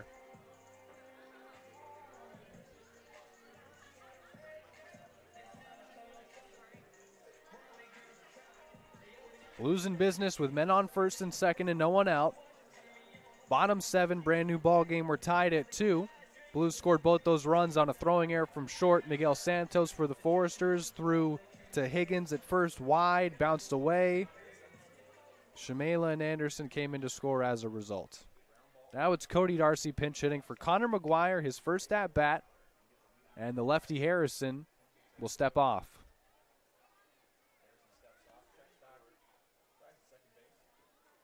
McGuire ends his day 1 for 2.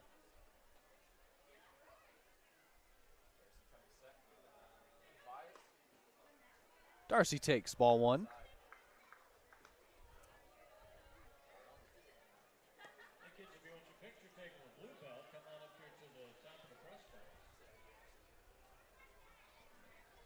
It's a 1-0 pitch from Harrison that Darcy swings through to even the count.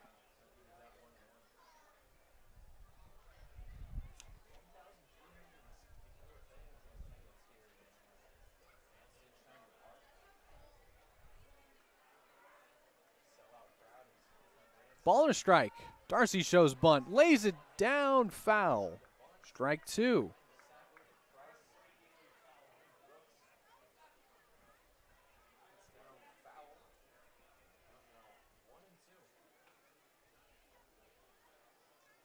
If you can see at the top of your screen, the American flag out in dead center field, moving pretty aggressively from right to left. Wind here at the ballpark. Still just a gorgeous day and always perfect for baseball. Harrison's 1-2 pitch to Darcy. A breaking ball that is hit foul down the third baseline. Casey Belt will field that one, throw it back in. We'll do it all over again with the count and situation remaining the same.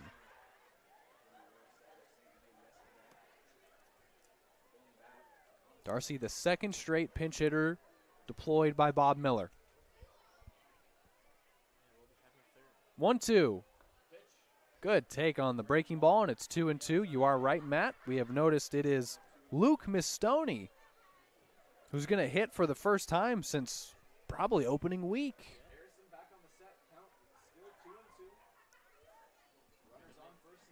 2 balls, 2 strikes. Darcy grounds 1 foul. Good battle here. Back-to-back great at-bats. Price doubled on the first pitch he saw from Harrison. Villegas worked a 6-pitch walk, and now the count's 2-2 to Darcy. He's fouled a couple off.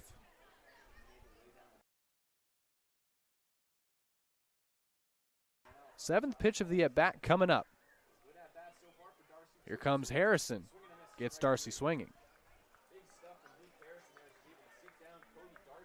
Big first out. And here's Luke Mistoni.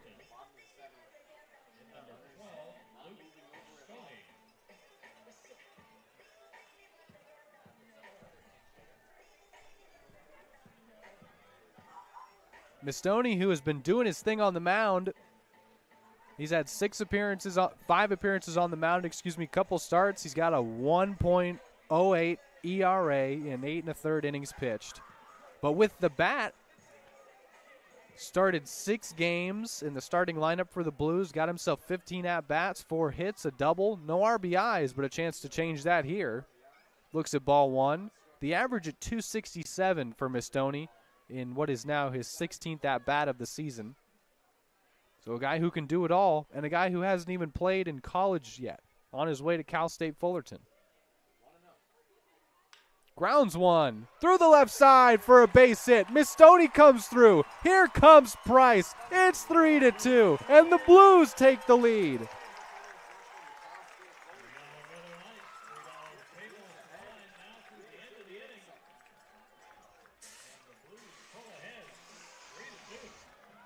They've gotten to Harrison.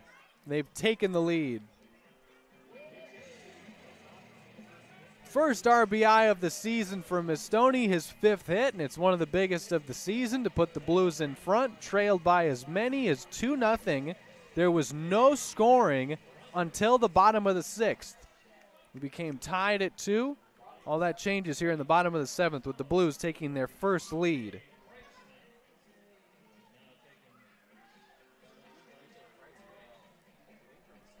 Still just 1 out in the bottom of the 7th.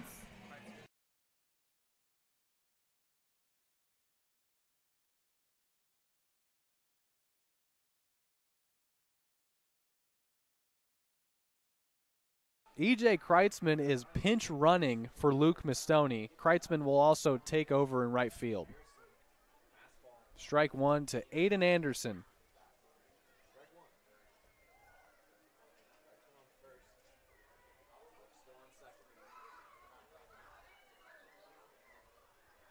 The 0-1.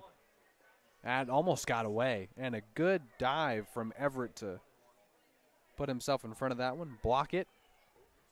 1-1 the count now. Anderson is 0 for 2 with a walk so far. Blues have taken the lead. The pitch to Anderson. That one is grounded to third. Eats up Cash a bit. Everyone's safe. Infield single for Anderson. That's his first hit. They're loaded with 1 out for C.J. Maciel.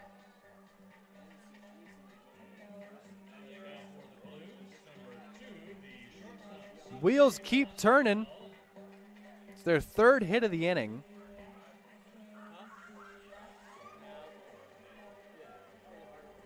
It's Maciel's turn to come to the plate. CJ 0 for 3 today. Bases full of Blues.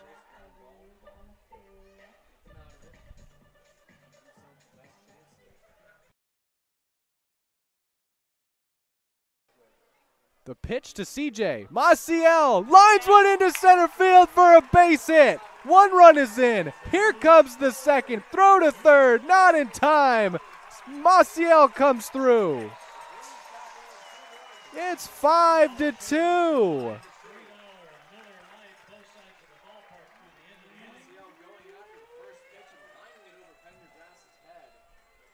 Two RBIs for C.J. Maciel.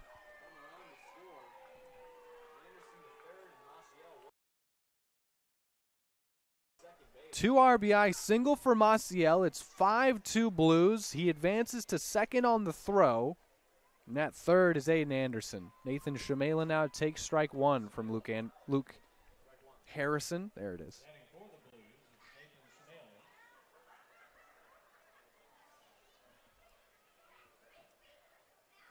Quickly 0-2 on Shamela.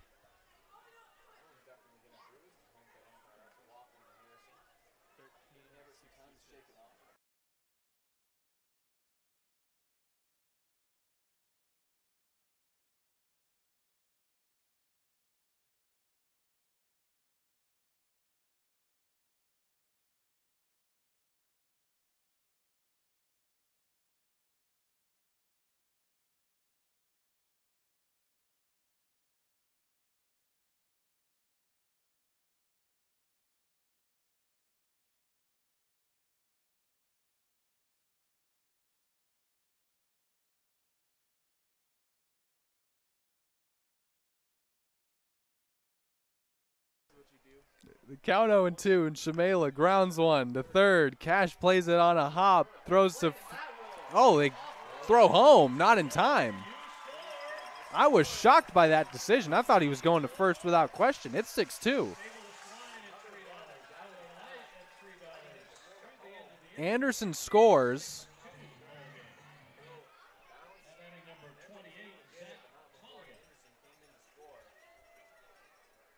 RBI fielder's choice for Shamela. He's safe at first. And they're at the corners with still one out.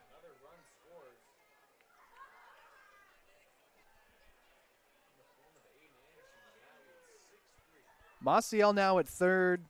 Shamela at first. They've grown the lead to 4.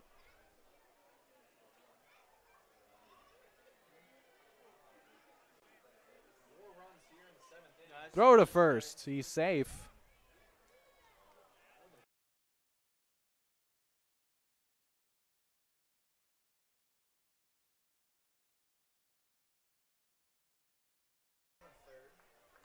Strike one to Zach Tolia now.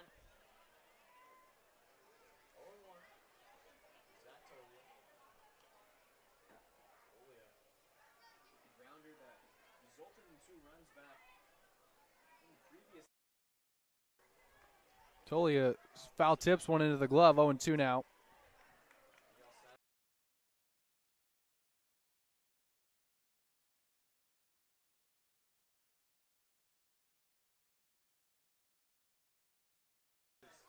Swing and a miss. Tolia down on 3 pitches, strikes out, 2 gone now.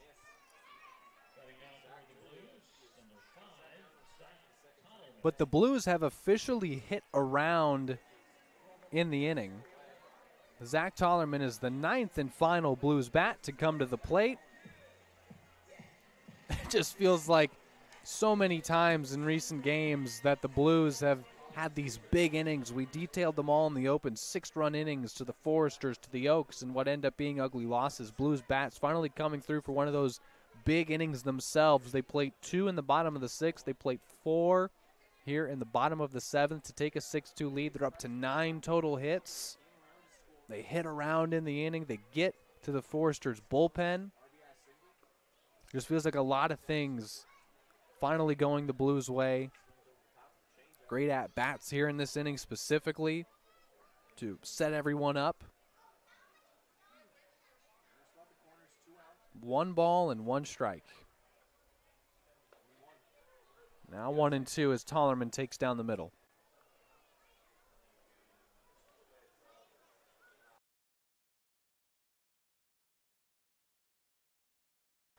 One-two pitch.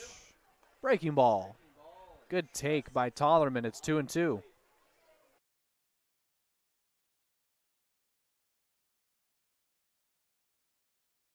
Tollerman so far 0 for 3 today. That got away for a bit. Count full now.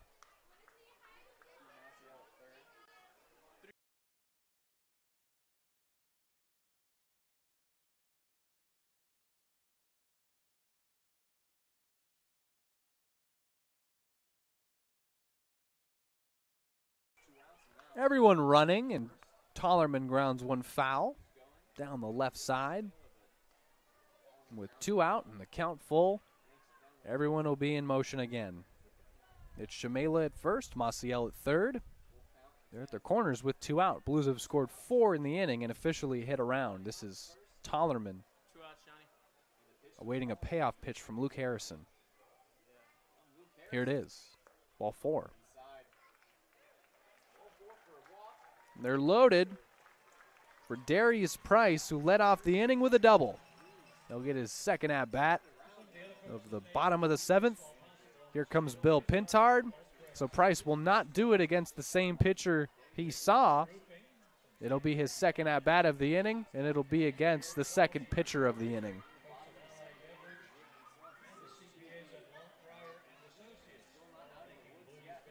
We're taking a short break, but we'll be back in 90 seconds. Blues have rallied to take the lead 6-2. Price will have his second at-bat of the inning against the second pitcher of the inning, and we'll introduce you to the Foresters' new reliever when we come back on the Blues Streaming Network.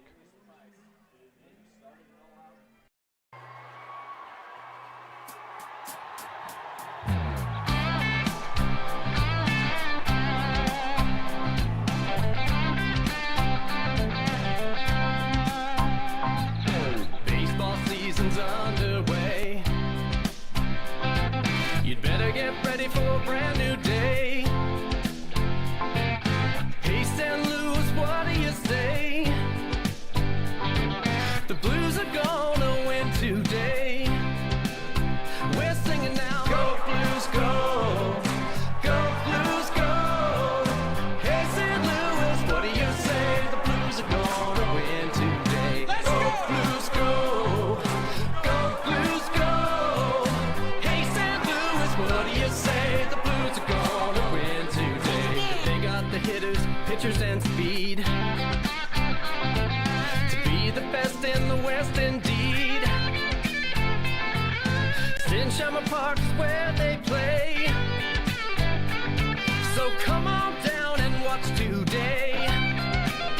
We're singing now. Go Blues, go! Go Blues, go! Hey, St. Louis, what do you say? The Blues are gonna win today. Go Blues, go! Go Blues, go! Hey, St. Louis, what do you say? The Blues are gonna win.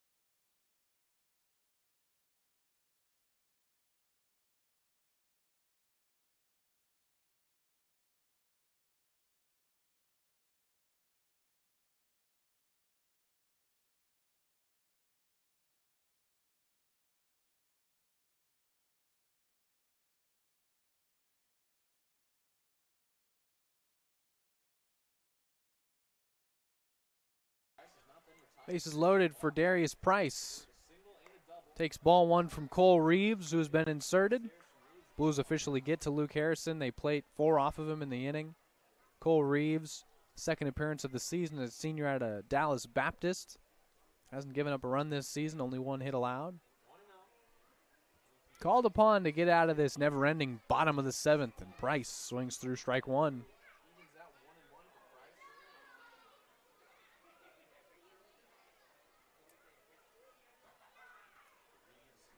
Two outs, bottom 7. Blues have rallied to take the lead 6-2. They're still loaded. Price at the plate. 1-1 pitch. Darius fouls one off.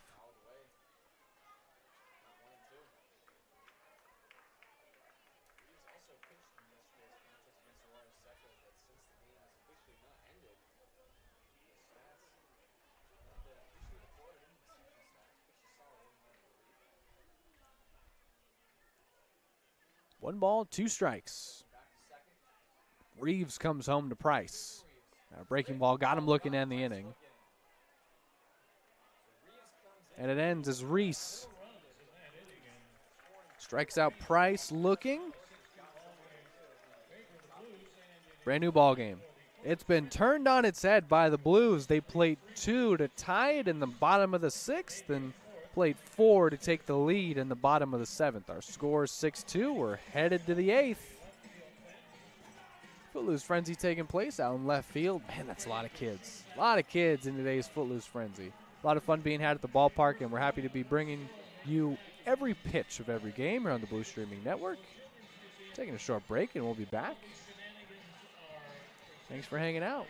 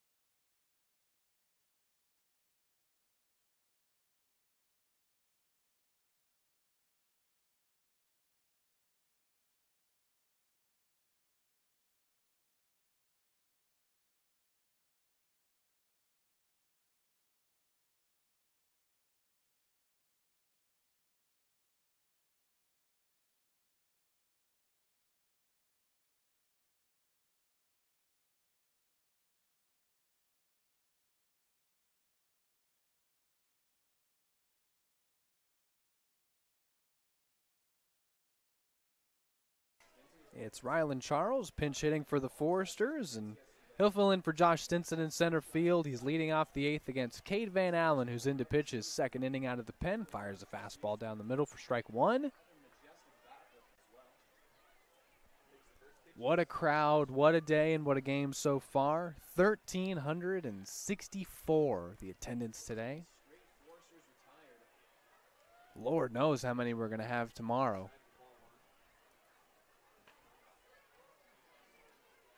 Over close to 1,400 people are here, and they've watched the Blues rally to take the lead.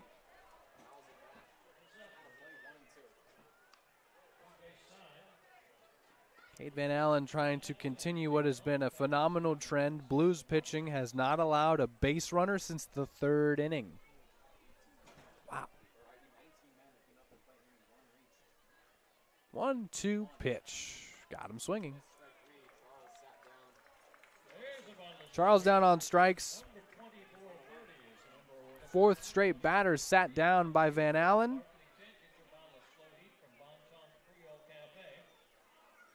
And it's the 15th consecutive Forester who's been retired. To the top of the lineup, and Miguel Santos, shortstop who committed an error in the bottom of the 6th that allowed this game to be tied at 2. Grounds one to third, but beyond the reach of Cody Darcy filling in there. Base hit for Santos. And so the streak ends at 15 Foresters sat down in a row. It's their first base runner since the 3rd inning.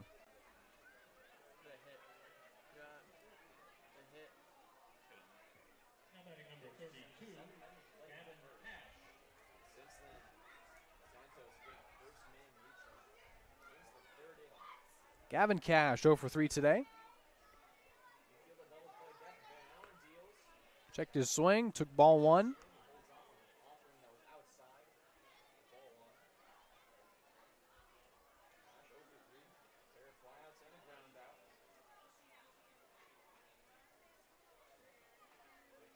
The 1-0 from Van Allen evens the count.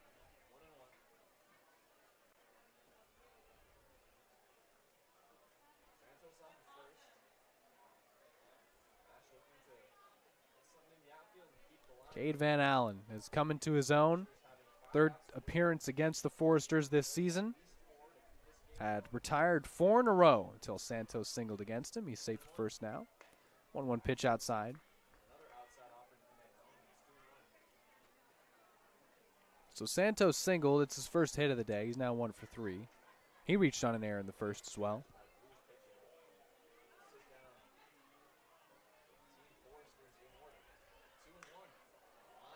Fly out to center. That ball carrying, that ball dropping against the wall. It's extra bases for Cash. They're going to be at 2nd and 3rd now. Cash and Santos both in scoring position with 1 out.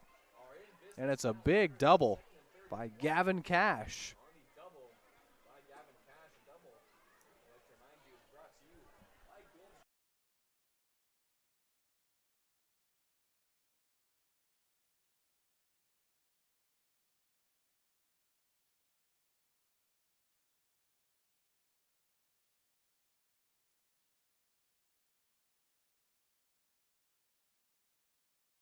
Van Allen now in a bit of a jam, trying to get out of it. Delivers ball 1 to Kevin Bazell.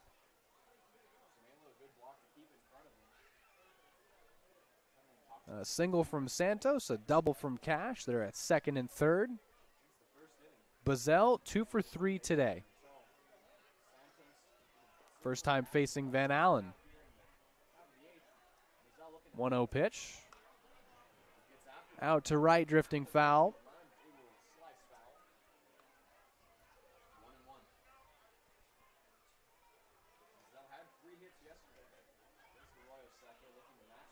One ball and 1 strike to the Foresters DH. They're threatening here. They can make this very interesting.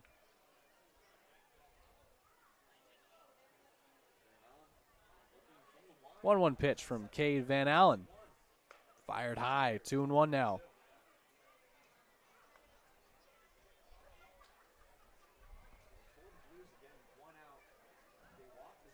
Bazell, sophomore at Texas Tech. DH batting third today. Here's a 2-1 pitch. Instead, Van Allen will cycle through the signs again with Shamela. Now set. Now in the wind. Comes home with a 2-1. That one is sent out into right center. That'll drop for a base hit, and it gets by Anderson. Oh, my goodness. This is going to plate 2. And rounding second, heading into third is Bazell. Maciel will not make a relay throw. It's a 2 RBI triple for Kevin Bazell.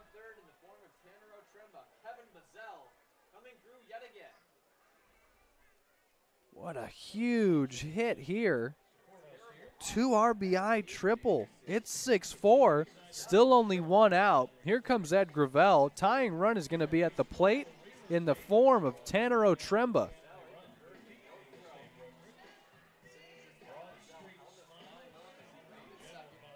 Well, after the Blues scored 6 unanswered, the Foresters roar back in the 8th, and they're doing more than threatening. They're knocking on the door. They're trying to break it down, tie this game again. Tanner Otremba is the tying run at the plate. Cade Van Allen is going to be left in after a quick meeting and some words from Ed Gravel. There's a lefty warming for the Blues. Looks like Danny Marshall. Van Allen's first pitch to Otremba is over his head and taken for ball 1. Well, things have escalated very quickly here. Santos singled, Cash doubled, Bazell tripled, and here's Otremba.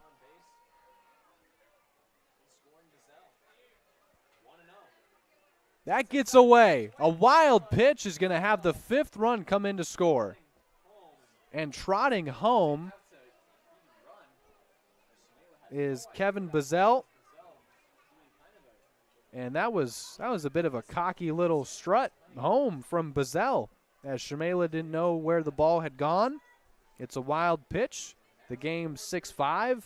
Now the tying run still at the plate in the form of Tanner Otremba. The count is 2-0. We'll update that for you. It's now 3-0. That one upstairs buzzes the tower of Otremba.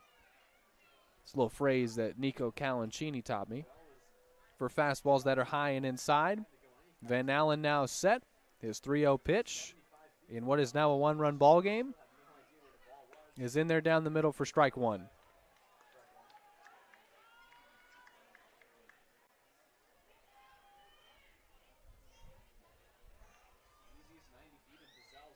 (3-1) pitch. There's a ground ball foul down the third base line, and the count will be full. Still only 1 out in this inning.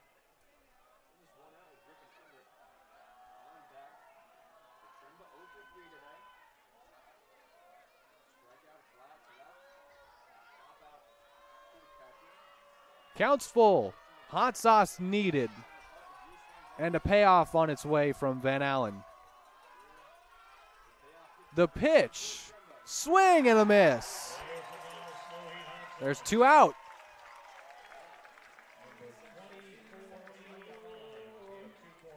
It's Griffin Everett now with 2 outs and no one on. We're still in the top of the 8th. Foresters have roared back to score 3 on a 2 RBI triple from Kevin Bazell. He then scored from third on a wild pitch. Here comes Bob Miller. He's going to the pen. That'll do it for Van Allen. And it'll be Danny Marshall to get through the 8th and possibly the rest of this ball game out of the pen.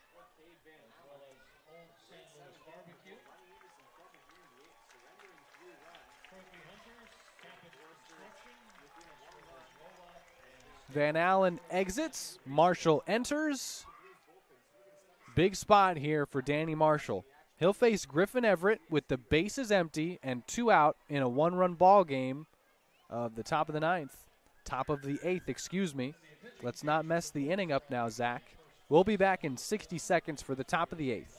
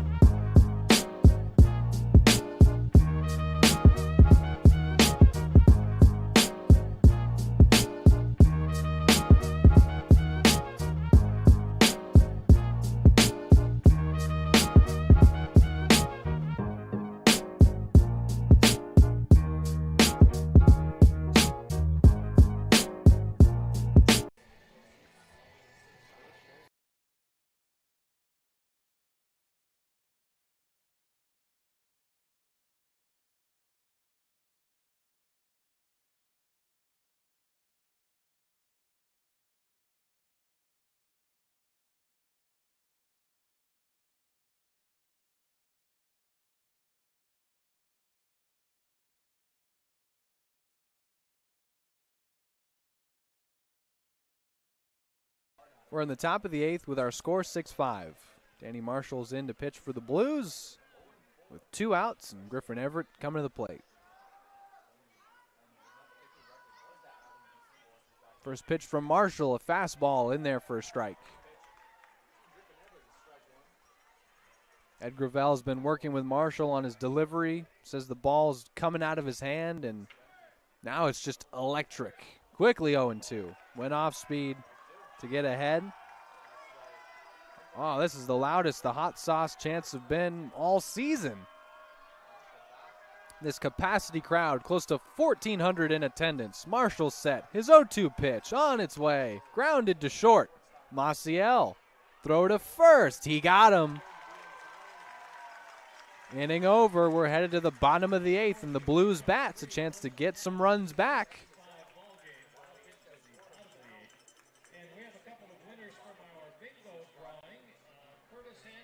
6-5 our score. 6-3 on the ground out. Retires Everett. We're back for the 9th. Excuse me, the bottom of the 8th. My goodness. What inning is it again? Blues bats coming up. After they hit around in the 7th, Price got 2 at-bats. Should be Colin Villegas coming to the plate, barring more pinch hitters. So we'll let you know. Bottom of the 8th coming up. Our score 6-5. And we appreciate you tuning in. Thanks for hanging out, guys. 4th of July weekend. Happy to be bringing you every pitch of every game here on the Blues Streaming Network, whether you can make it to the games or join us on YouTube. Just want to make sure that you're enjoying Blues baseball as much as we are. And I'll be back in 90 seconds for the bottom of the 8th.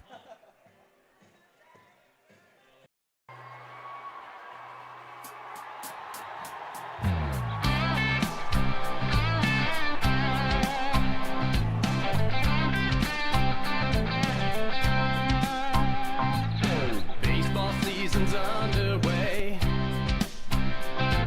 You'd better get ready for a brand new day. Hey, St. Louis, what do you say? The Blues are gonna win today. We're singing now. Go Blues, go. Go Blues, go. Hey, St. Louis, what do you say? The Blues are gonna win today. Go Blues, go.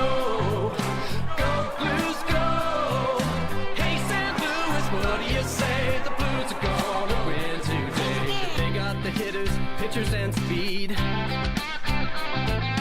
be the best in the West indeed. Sit in Shamrock Park is where they play.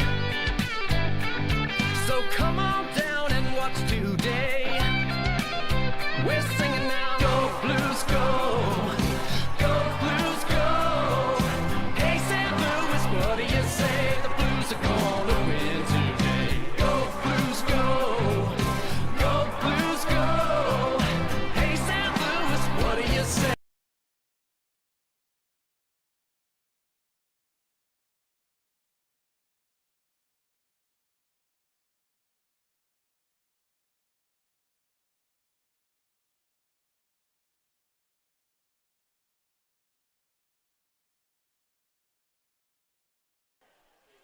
To the bottom of the 8th we go, and Colin Villegas leading things off for the Blues.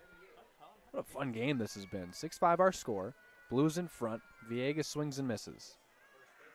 Cole Reeves still in to pitch.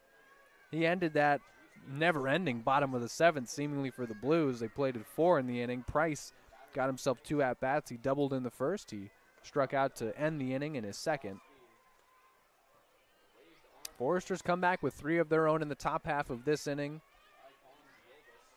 This was the final of the first game between these two teams at Sinsheimer Stadium with the Foresters in front. Villegas pops this one up high on the left side of the infield. Coming in, Cash makes the catch. 1 out.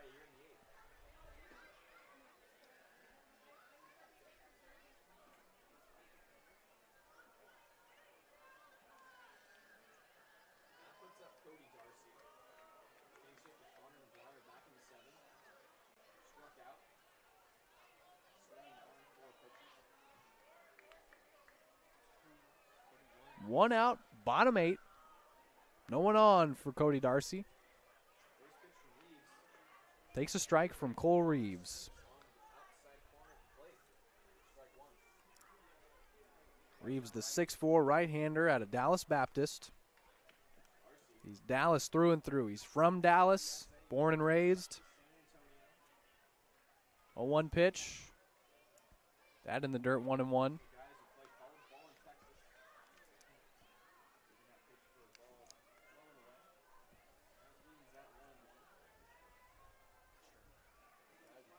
Darcy struck out swinging in his first at-bat, of course, in a pinch hit appearance. Now in and Manning third, takes inside.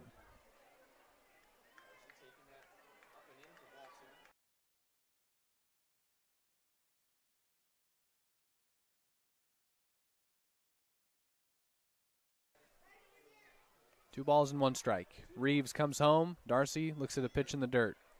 Due up is E.J. Kreitzman.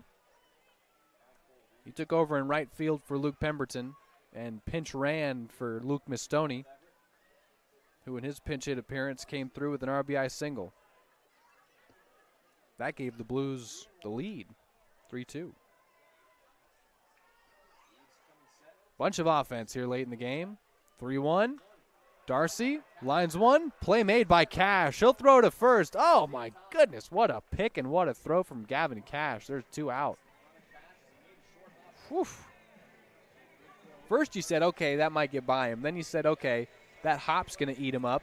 Then you said, okay, the throw might not get there in time. All of those thoughts erased by an excellent play by Gavin Cash. Yeah, he really did. Brilliant defense by Gavin Cash. There's now two out for E.J. Kreitzman.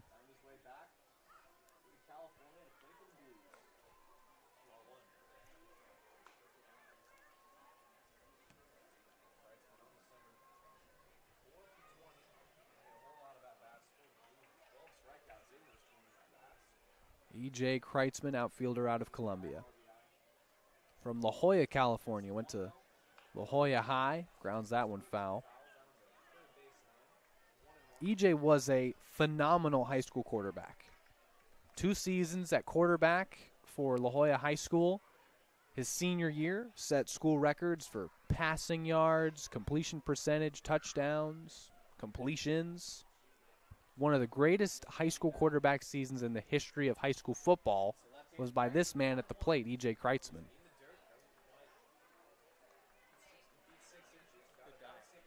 Of course he's a good guy. Sorry? Trading shorts with him. It's a thing that you do a lot for, summer ball. A lot of guys trade shorts, get stuff from different schools. Guys trade shorts? Shorts, tops, shirts, whatever, you know. Oh, that ball is hit out to center, but the wind is going to keep that in shallow center. Won't threaten to leave, and under that one is Charles to make the catch.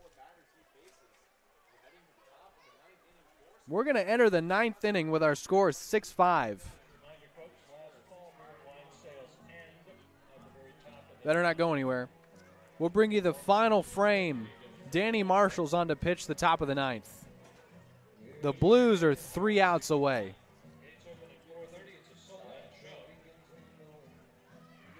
How about go Blues go one more time, and then we'll hopefully play it here at the stadium. 6-5 our score. San Luis Obispo in front. Happy 4th of July weekend. Just a few days away. Tomorrow's crowd will be historic. Today's was incredible. And the ball game has delivered as well. Marshall's on to pitch the 9th. Blues are 3 outs away. We're back in 90 seconds.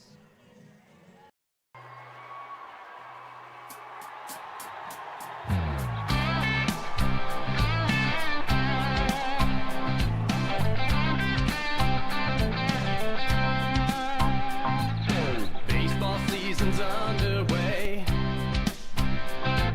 You'd better get ready for a brand new day. Hey, St. Louis, what do you say? The Blues are gonna win today. Short break, had to cut the song short, but don't worry, we got more baseball. Top of the 9th, William Pendergrass leading things off for the Foresters. They're down 1. Danny Marshall on to get the save. Swinging, strike 1.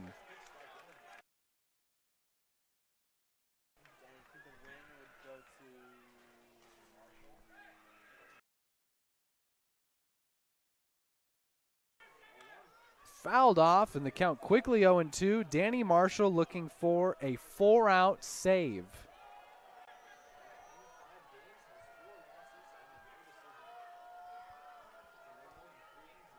Ahead 0-2 on William Pendergrass, the Foresters' second baseman. Hot sauce chance, the 0-2 pitch, outside. That's the first ball he's thrown. That's the first pitch that wasn't a strike from Danny Marshall. Here's a 1-2. That's lined softly beyond the reach of Price into the outfield for a leadoff single. Pendergrass in his second hit, his first since the first inning. He's aboard. Tying runs at first.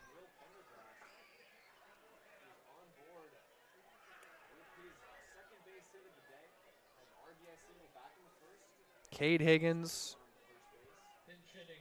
Oh, nope, not going to be Higgins. Cortland Lawson is the pinch hitter. Pinch hitting for Cade Higgins, who ended his day 0 for 3.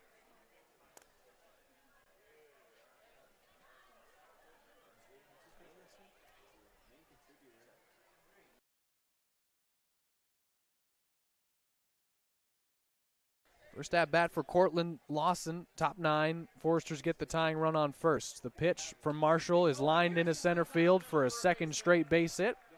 2 singles. Have runners on first and second. Still nobody out.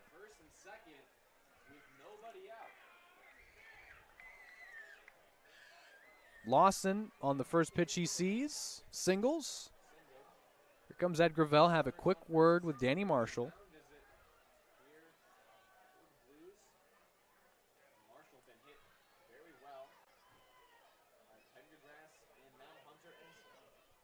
Coach Gravel talking to Danny.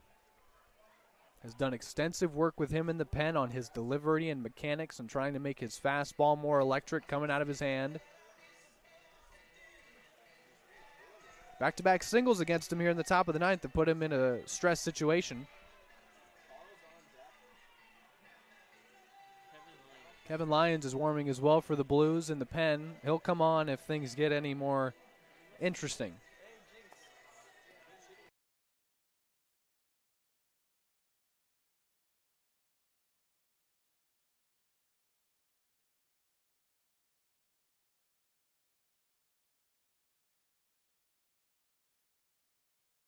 Another pinch hitter being deployed here.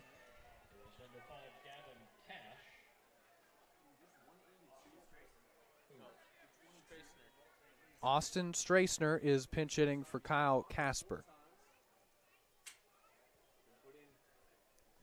Bill Pintard sees Bob Miller, goes to the pinch hitters.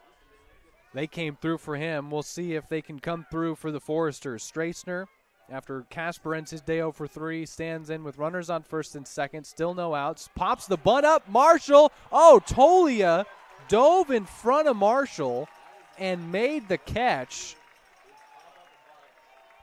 My goodness. Zach Tolia just screamed in to our picture there and got the first out right in front of Marshall. Danny obviously would have had it. But Tolia comes in, makes the catch. There is 1 out, and what a big out it is.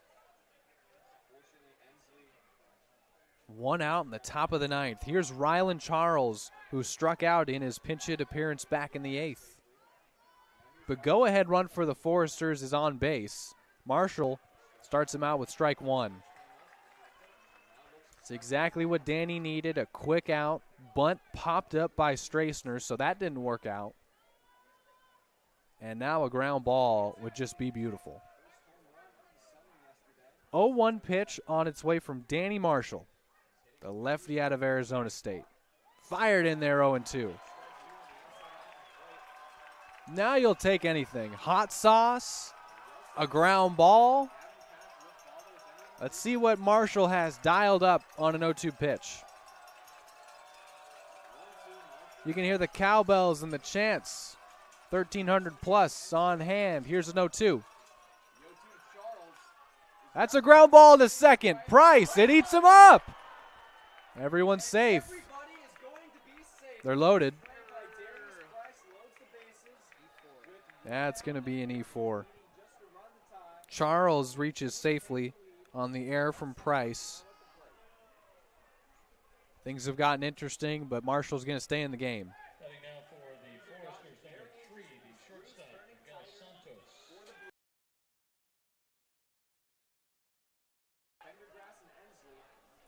To the top, and Miguel Santos now.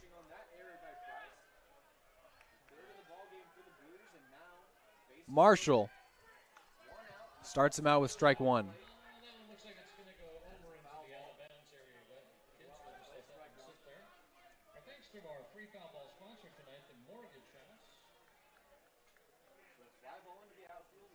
Count 0-1.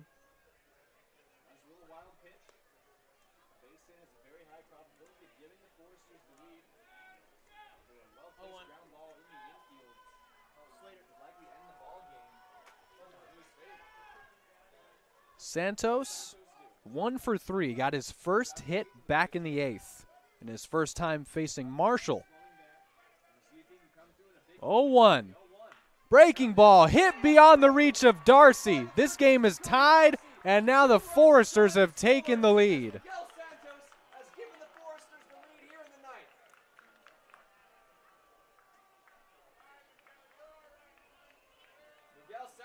7-6 the score. Santos comes through with a 2 RBI single.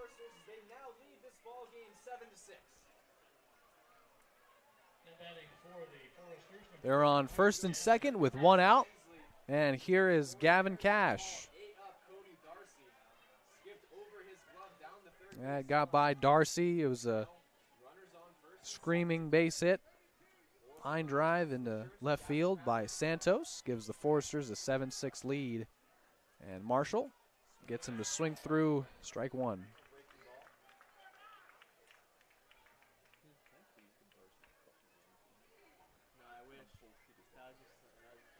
0-1 the count. Cash doubled in his last at-bat.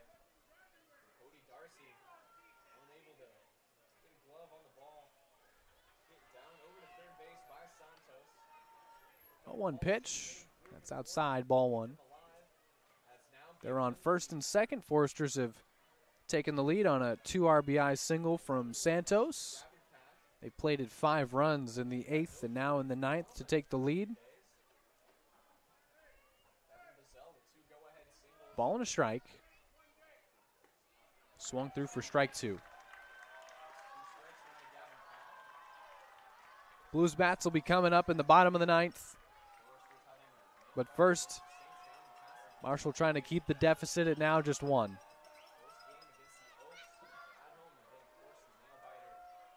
1 ball and 2 strikes. Fouled straight back.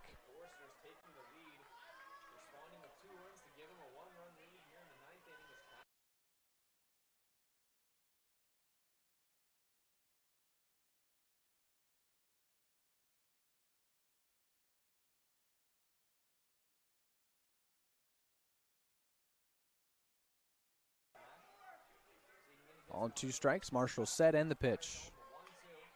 Grounded to third. Darcy throws to second, on to first. No throw. They get the out.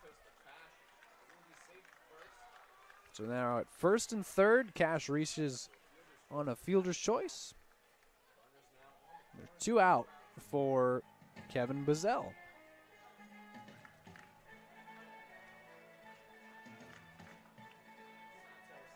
Bob Miller going to call upon Kevin Lyons to get the final out here in the 9th. There will be a pitching change.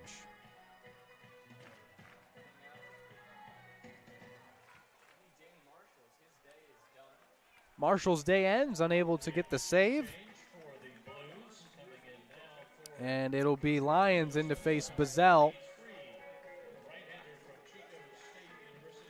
Walks out to some Rolling Stones. Trying to send us to the bottom of the 9th with the Blues down 1. Their bats will have a chance and the final say in this one.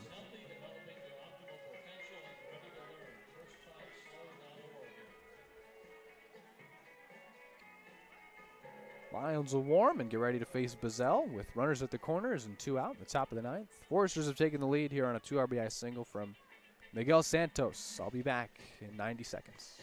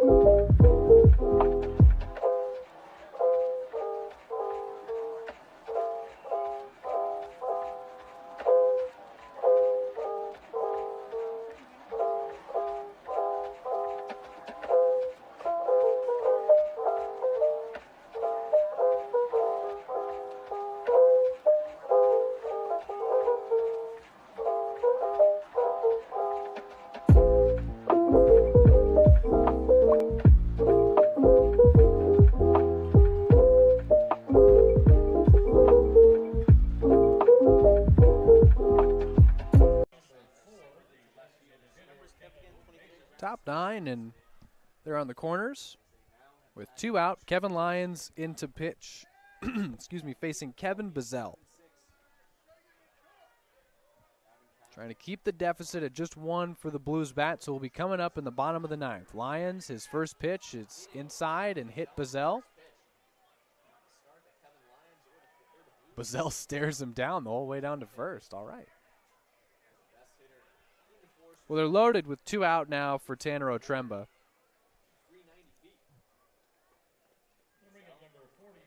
It's almost like an intentional walk. Only he hit him. So Otremba, well, now you're facing the guy who's 0 for 4 tonight. Not that Otremba's not a threat. They're loaded with 2 out. Otremba, yes, he's 0 for 4. Lions set. First pitch hit Bazell. Changeup misses for ball 1.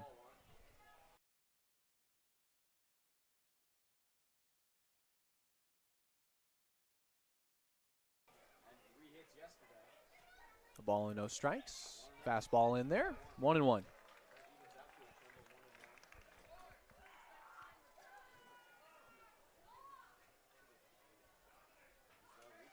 One ball and 1 strike.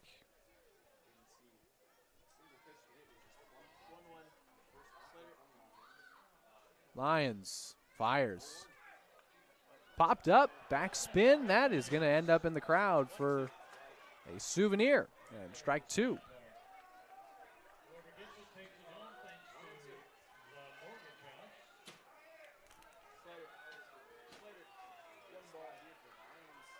Ball and 2 strikes.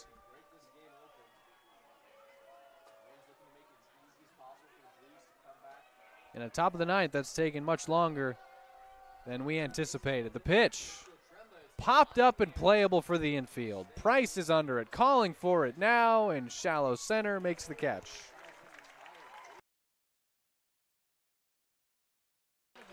The bases are left loaded. Tanner Otremba ends his day 0 for 5. To the bottom of the 9th we go, and the Blues down 1. It'll be the top of the lineup. Anderson, Maciel, and Shamela when we come back. They all singled their last times up. See who the Foresters call upon to now get what is a save possibility for them. I think we know who it is. We'll tell you when we come back. Blues Baseball on the Blues Streaming Network. Bottom of the 9th.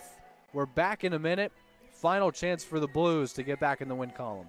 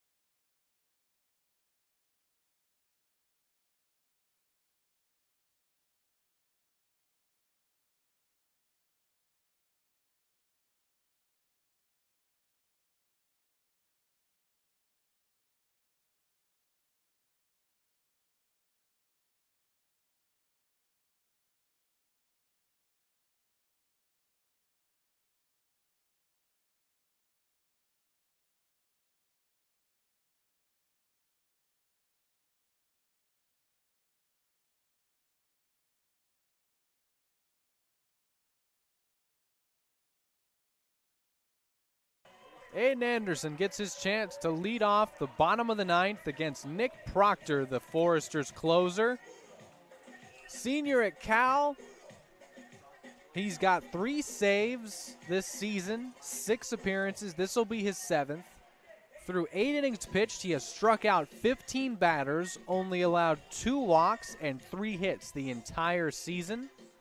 Last time he pitched was a week ago today against the Blues when he went an inning and 2/3, gave up 2 hits. Those are the first hits he gave up in 2 weeks. Struck out 3 as well. Opponents hitting 111 against Proctor this season, and he's looking to get the final 3 shut down and get his 4th save of this season. He has to deal with Anderson leading off the bottom of the ninth. His first pitch to him is a breaking ball in there for a strike.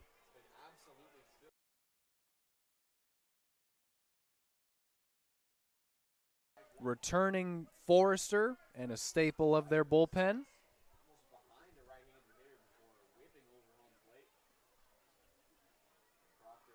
And his signature slider gets him ahead 0-2 on Aiden Anderson.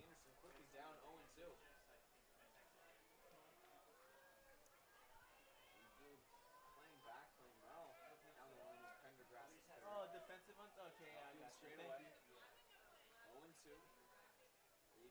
Thank you. It's only the second time the Blues have seen Proctor this season. First was a week ago today. His 0-2 offering to Anderson is got him looking on 3 pitches, and there's 1 out. Good morning, good afternoon, and good night from Nick Proctor as Aiden Anderson sat down on 3 pitches. That's a backwards take for him as he was left. 1 out for Maciel. So Proctor gets his 16th strikeout in 8 1/3 innings pitched this season. And it'll be up to Maciel, who brought in 2 on his RBI single in the 7th. The pitch to him, swung through. All sliders so far for Proctor. Actually dialed up the fastball that got Anderson looking.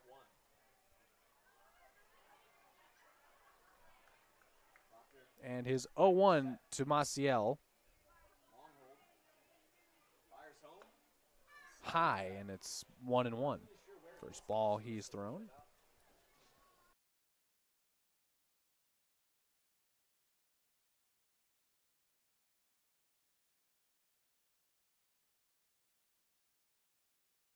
Ball and a strike to CJ Maciel. Got him swinging, 1-2. Maciel, the Blues shortstop. 1 ball and 2 strikes. This would be save number 4 for Proctor and win number 12 for the Foresters.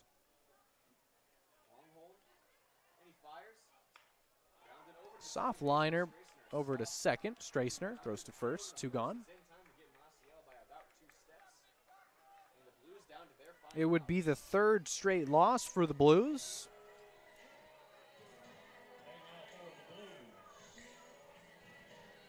They drop a bit back in the CCL South standings. The Foresters would solidify their position alone in first. Here's Nathan Shamela. Last chance for the Blues today. 5 straight Blues have been retired dating back to the 8th. And they're empty. Shamela's the tying run at the plate. Proctor settles in and fires him a first pitch strike. Shamela 2 for 4 today with 2 singles. Drove in a run in the 7th as well.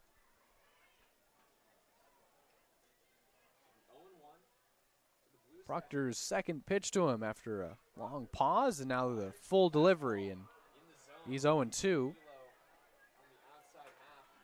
This guy just throws nothing but strikes. He's not going to walk you. He's going to challenge you with that slider-fastball combination, and there's no question what pitch he'll have dialed up here. 0-2 to Shamela.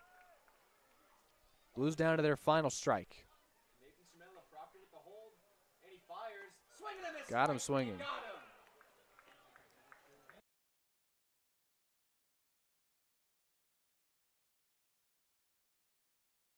7-6 your final. The Foresters rally in the top of the 9th to win.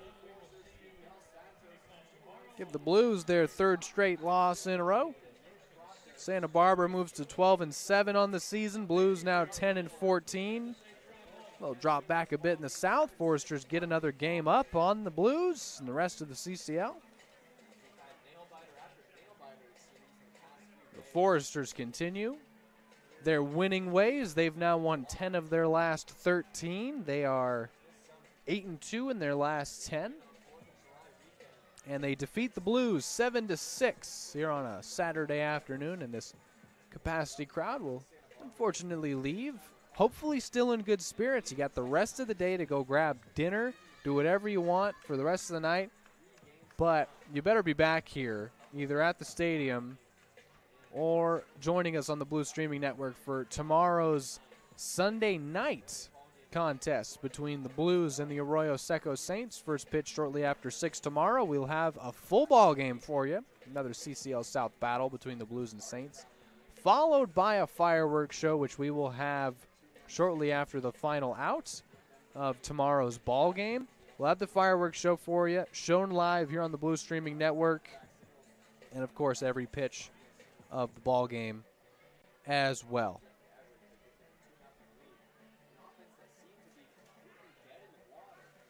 Third straight loss for the Blues, now 10-14, 6-9 in the South, 5-9 at home. The Foresters now 12-7. They're first in the South, and they're 5-6 on the road, and they've taken 3 of the first 4 meetings against the Blues this season.